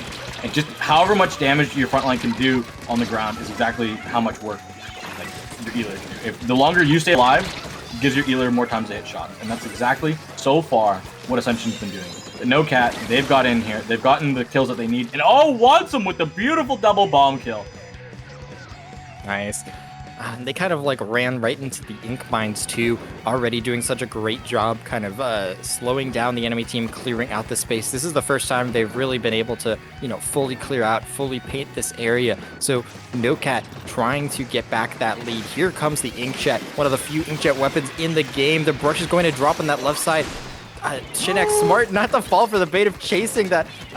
Chasing the brush, the Tetra coming with the Reef Slider, not able to get the Inkjet, just recalling barely in time. Isabel has been so insane. Oh my god, multiple members going down. The Tetra's doing so much work there, but it's not going to be enough. Ascension recaps it, and they're going to try and do the exact same thing. Yeah, they need to hold on. They don't have too much longer to go through. This is a long Splat Zones map. There's a lot of long Splat Zones maps in this game, and this is definitely up there with one of them in Ascension. They're just constantly just going to the spawn of No Cat. No Cat not able to win any of those fights in this lead swap. No Cat, this is in my opinion, this is their final push. If they lose anybody here and now, this could be the series. The great bomb coming out of Phoenix. Lead coming back to Ascension, but that pick's going to be huge. The brush trying to get into the center of the map. The Crab versus the brush. That's a hard target to hit. They're just a fly. God, going all over the place. Ascension trying to do some work. Shinek is going to finally go down, though. No Cat finally takes back control of that zone and is yet again getting set up for another hold. They were not able to get anyone onto the plat this time, but instead Phoenix over on that right side trying to lock it down. I do like the shark there. They're trying to get in very quickly, but they do get taken out. Multiple members focus firing the Tetras, realizing Isabel's a huge threat. They need to get rid of her as soon as possible. Crab Tank over on this side of the map. Wavebreaker versus Crab Tank, not a good matchup. That hits Crab. And trying to do some work as the timer ticks down, already down to 15. NoCat so close to taking back the lead. 11, 10, they get the lead, but it's still neutral situation. Multiple members of Ascension are alive. They are going to be able to recap it. The Tetra backs up, and they're going to get taken out. Ascension, really slow, methodical retake of that zone there. Wow, that was chaotic, crazy, and nothing exactly what we expect from a team that has a Tetris and a Brush. NoCat able to come off with that lead, but Ascension, now's their time to lock up zone, but it's so hard to lock up zone when 3 of your members just leaving Twig alive. That's not a way that you're going to hold on, but there is still time. The penalty is big for NoCat, but the penalty is, even though it looks big, I feel like that's honestly just one push, because once the penalty's gone, you only have five ticks before the zone is flipped over. Have you seen the E-Leaders in this game? Neither have I. I think they've been dead the entire match. There's just been so much breakneck aggression. A really nice kill off of that crab tank, and it's been so back and forth. Here comes the Brush trying to get that pick. The Splash does get another kill. Evan, really nice job. They're going to be able to get a pick. It's a 2-down situation. 3 down on the side of NoCat. Ascension taking control again. Still a big penalty, though, for them. They're going to need some extra picks and some extra stalling power. I would be extra careful if I was the E-Leader here, because this is the hold that's going to matter. You need to get a pick. You need to stay alive in this situation. Yes, this is final fight. 25 seconds left, and that's going to be Isabel fall quickly. The thing is, NoCat needs to get on the zone quickly. They don't have time at all. They have to get the zone neutralized here and now. So far, so good, but they lose 2 members. That is not what you fun. Echoes on the zone just with the E-Leader, not something you want to see, and Ascension's going to take this end series 2-0. Oh my gosh, that map was so darn close. Oh my god, neither team could really get like a full hold set up. Usually on this map, once the E-Leader gets set up, it can be very difficult to get back in, but it felt like every time either team tried to push that plat with the E-Leader supporting, they were not able to, last longer than getting a single pick. It was all back and forth. And Ascension, those were some tough matches, but they really pulled through in the end. And they managed to take that 2-0, but that was like the closest 2-0 I've seen. Yes. We had another close 2-0 today, but wow. NoCat Ascension. Yeah. That was a definitely powerhouse 2 teams. I think we'll definitely be able to see both these teams. And that's going to be, even though they're in the same group, same pool, they won't see each other early on at all really tomorrow unless they continue to win. But that means NoCat has a chance of playing teams like Amp, Oro Jackson, Starburst, Sayonara, Kings, all in the first round. That's something you definitely don't want to have happen. And that's beautiful for Ascension. They're going to have an easier round 1, allowing them to maybe get a little bit of, let's say, warm-up before they face the super powerhouses in round 2. Not to say that they aren't a powerhouse themselves, but when you have a stacked tournament like this, everyone's going to be good. Yeah, absolutely. And I think that was one of the final matches that it's the final round of pools, but I think that's one of the final matches in all of pools that was finishing up today. And that was just one.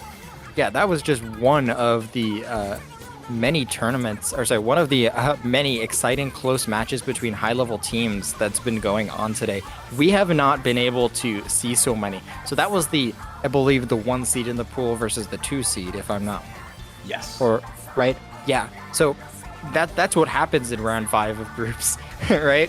Every single other round, every single one of the 21 pools has just had a 1 seed v 2 seed match that we were not able to catch. A lot of players are streaming that themselves, and it's shout outs to the replay feature, because we may be able to see all these matches that we missed, and that's just for today's matches, right? We've still got an entire day ahead of us. We do, and that's a great thing about this. Tomorrow's double elimination. Whatever bracket you made, that's another thing. Because there's a lot of teams. It's like we're saying, oh, this team's gonna be eliminated from their alpha contention. That might be some teams' goals, but let's be straight up honest.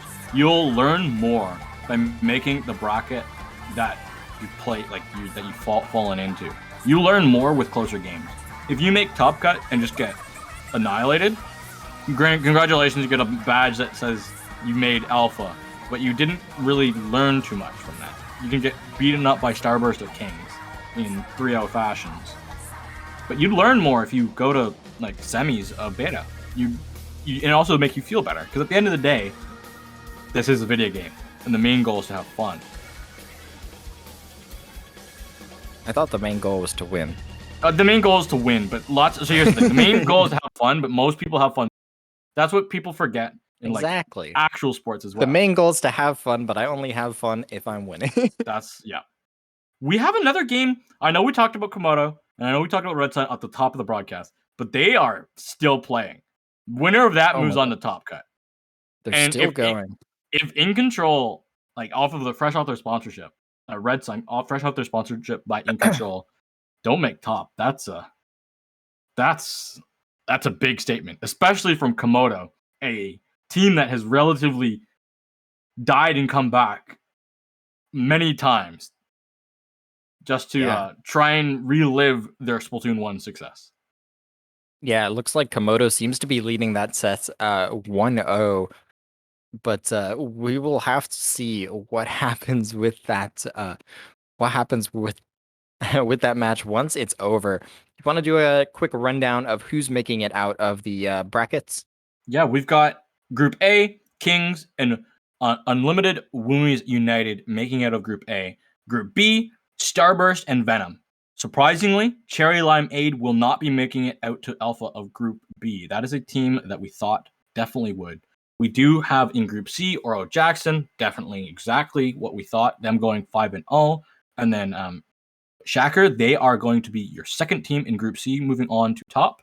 We have AMP and Shenclough Warriors. They're making it out of Group D. Sorry for my pronunciation. And we have Prominence and Legato for Group E. Group F, still undecided at the moment. That is Sayonara is confirmed. They will be the top seed. Komodo, In Control, Red Sun. That will be interesting. And then after that, we've got Group G. Fusion, you want to take that one away? Yeah, sure. We've got Alliance Rogue sweeping with a 5-0, with ASC Tenchi falling just behind them.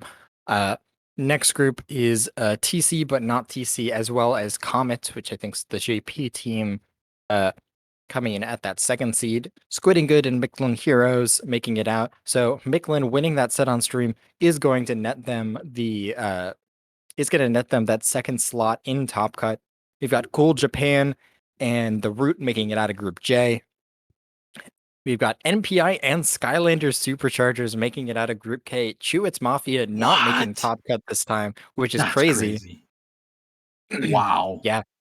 And we have an update. Komodo won over In Control Red Sun, and Komodo will be moving on to day 2 alpha bracket. Crazy, coming off of that. We saw them in that first match, and they lost, but they haven't dropped anything since. So great job for Komodo. Absolutely. DNA and Snow Angels making it out of Group Group L, coming out with the W instead. Tempest and Last Resort. Oh my goodness, actually interesting. Tempest coming out winning that group. That means they had a win over Last Resort, which is very exciting. That's definitely an upset. So Tempest will have that first seed tomorrow. Yeah, Last Resort is the team for everyone to know. Pro Char is on that team. There's a lot of Pro Chara fans out there. Then Group N, we have Or Else and Rising Wave. Or Else is the team that is 5-0 in that group, with Rising Wave coming second. And then Group O, the group that we saw last on stream, Ascension, taking that over No Cat. Group P is No Plan B and Uprising. Those are the teams that will be on. Group Q, Cookies and Cream taking that over Giga Wayne. That would have been another crazy set. Hypnosis in Group R with Two Kinds. That's we saw those two teams on stream, and that we kind of called it then and there, saying that that's probably who's going to be moving on out of this group. But let's see who moves on in that higher seed. Group S, Caden's Bad Morning, and Everybody Get Dangerous are moving on from Group S. Spark and Heinz Mafia for Group T. Wow. And Group T, I'm just gonna break it down for you. We had 3 teams: Heinz Mafia, Big Monkey Man, and Jaranka, all 3-2. So those tiebreakers going down. Wow, a lot of 3-2 teams there. So that was a 3-way effective tie for that second slot. But Heinz Mafia able to squeak it out with a better head-to-head score. Yeah. That's honestly awesome. And our final group, Group U, Group 21, Sleeping Seals, Woodpecker, and Tomodachi, all 4-1. Wow. Tomodachi falling. They 4-1, and you don't make it to day 2 in Alpha. That is unfortunate. Yeah, I'm wondering if sometimes Battlefy, let me see. Yeah. If players are tied, they're set apart by match wins amongst tied players, win-loss differential amongst the tied teams, then total game win-loss differential. And if none of those work, it's best of 1 tiebreaker matches. But I think that actually, no, in this situation, I think they all won the exact same number of games. Do we have because to? I might have to talk to Baja about that, because because Battlefly's got them tied exactly. Yeah, exactly. We should exactly. We might want to give a call, because we might actually stick around, people. Don't go anywhere. We might have to do some tiebreakers, but we'll have to see. We'll have to get TO confirmation on that. Yeah, Battlefy lists, like, for example, other teams that were tied as 3-2. Like, it says, oh, this team got second, this team got third. But for Group U, there's 3 first places. So, yeah, I do wonder. Let's see what the TOs say about this situation. Yeah, that's wow. Group U. Who would have thought Group? Oh, and we are on it. Ooh, we've got some more spice coming on. But yeah, looking to Group 2. Sorry, not Group 2. Day 2. A lot of these teams really proving themselves. We had some upsets. If we scroll around the community for a bit, I was popping into the Popcast yesterday, and he was talking about, like, anyone can beat anyone in a best of 3. That's just kind of how it is. In the more games you have, the more likely the better team will move on. But because in a best of 9, a team can take 2 games back, like, in a row, but the other team can still come back and win that set later on, in like a best of 9 or best of 7 as a series, like the series are longer. 2-0 is actually kind of common throughout the middle of the series. But in a best of 3, if you go 2-0, you lose or win, depending on if you win or lose the 2 games in a row. As we've seen, especially from, like, the games that just happened. But that did prove to become useful, especially with teams like Cherry Limeade and Chewits Mafia, who we definitely thought were going to make it into the Alpha side.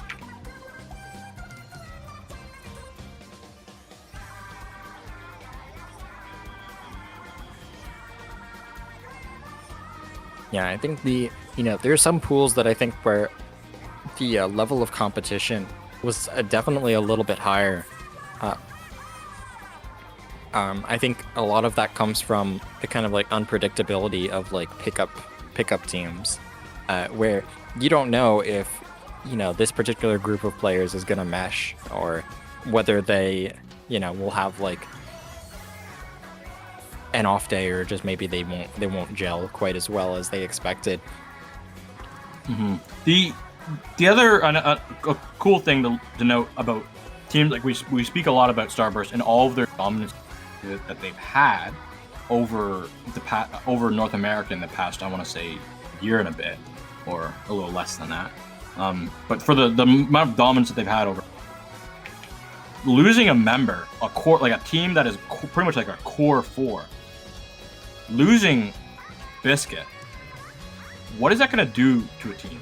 Not saying that Leafy is a bad player, and, like, Biscuit and Leafy are both absolutely phenomenal players, but when you have that synergy, I don't know if they have that synergy. Do you think that's going to come into a big like be a big problem coming into tomorrow?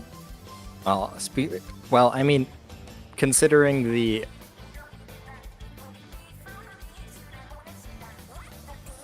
Well, I mean, I think if you looked back at Big House, we saw the pickup with Kyo and Leafy that I think a lot of people were like, oh, they're going to be a solid team, but they're not an actual team. It could just be, iffy. You're like, oh, they're probably not going to do super great. And they even beat Sayonara. And I think people weren't expecting that, despite the fact that it was a pickup with Kyo and Leafy. So I think that's, putting Leafy in a similar situation here. Once you get to a high enough level, I think you kind of just get the ability to just gel with just about anyone. The problem is when you look at a team like Kings, who Starburst lost to in the finals of the last 20XX tournament, that's where I find we might run into some problems there. Because that's the ultra top level. Like, if it against high level, I do have to agree with you. I have to agree with you. Another Starburst against another high level team, they could sub in one player in any slot, and one top player for one top player. I don't think there'll be too many problems. But when you go up against a team that is better than them and has been proven to be better, that's where I'm a little bit.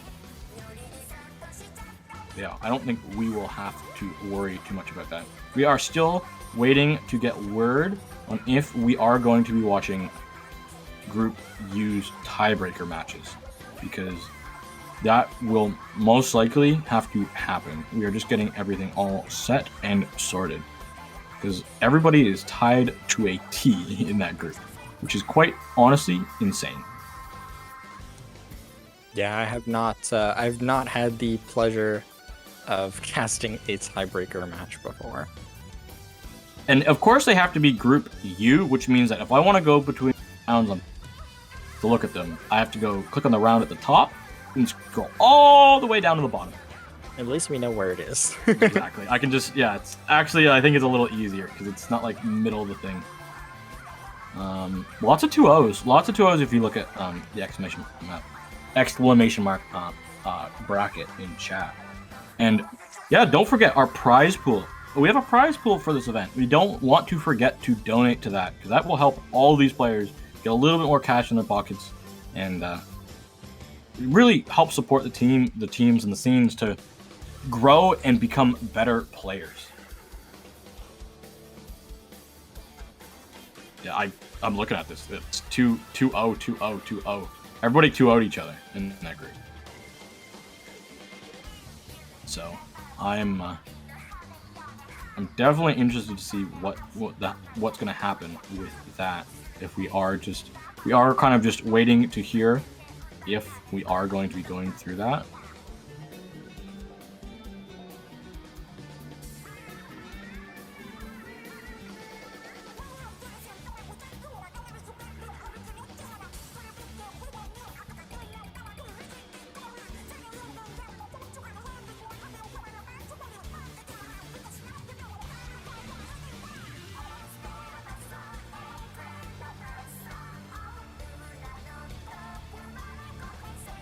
Yeah, right now in the help desk, we're just going over Baja Blast, the head TO, just going over the tiebreakers with everybody. It looks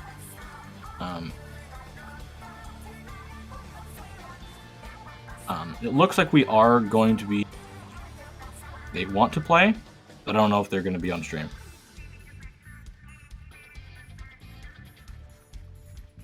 Yeah, I think because it won't be a single tiebreaker match, there will be multiple. This may have to be done off stream. Yeah, that'll take a while. Yeah, we have to make. We also have to make a map list for them.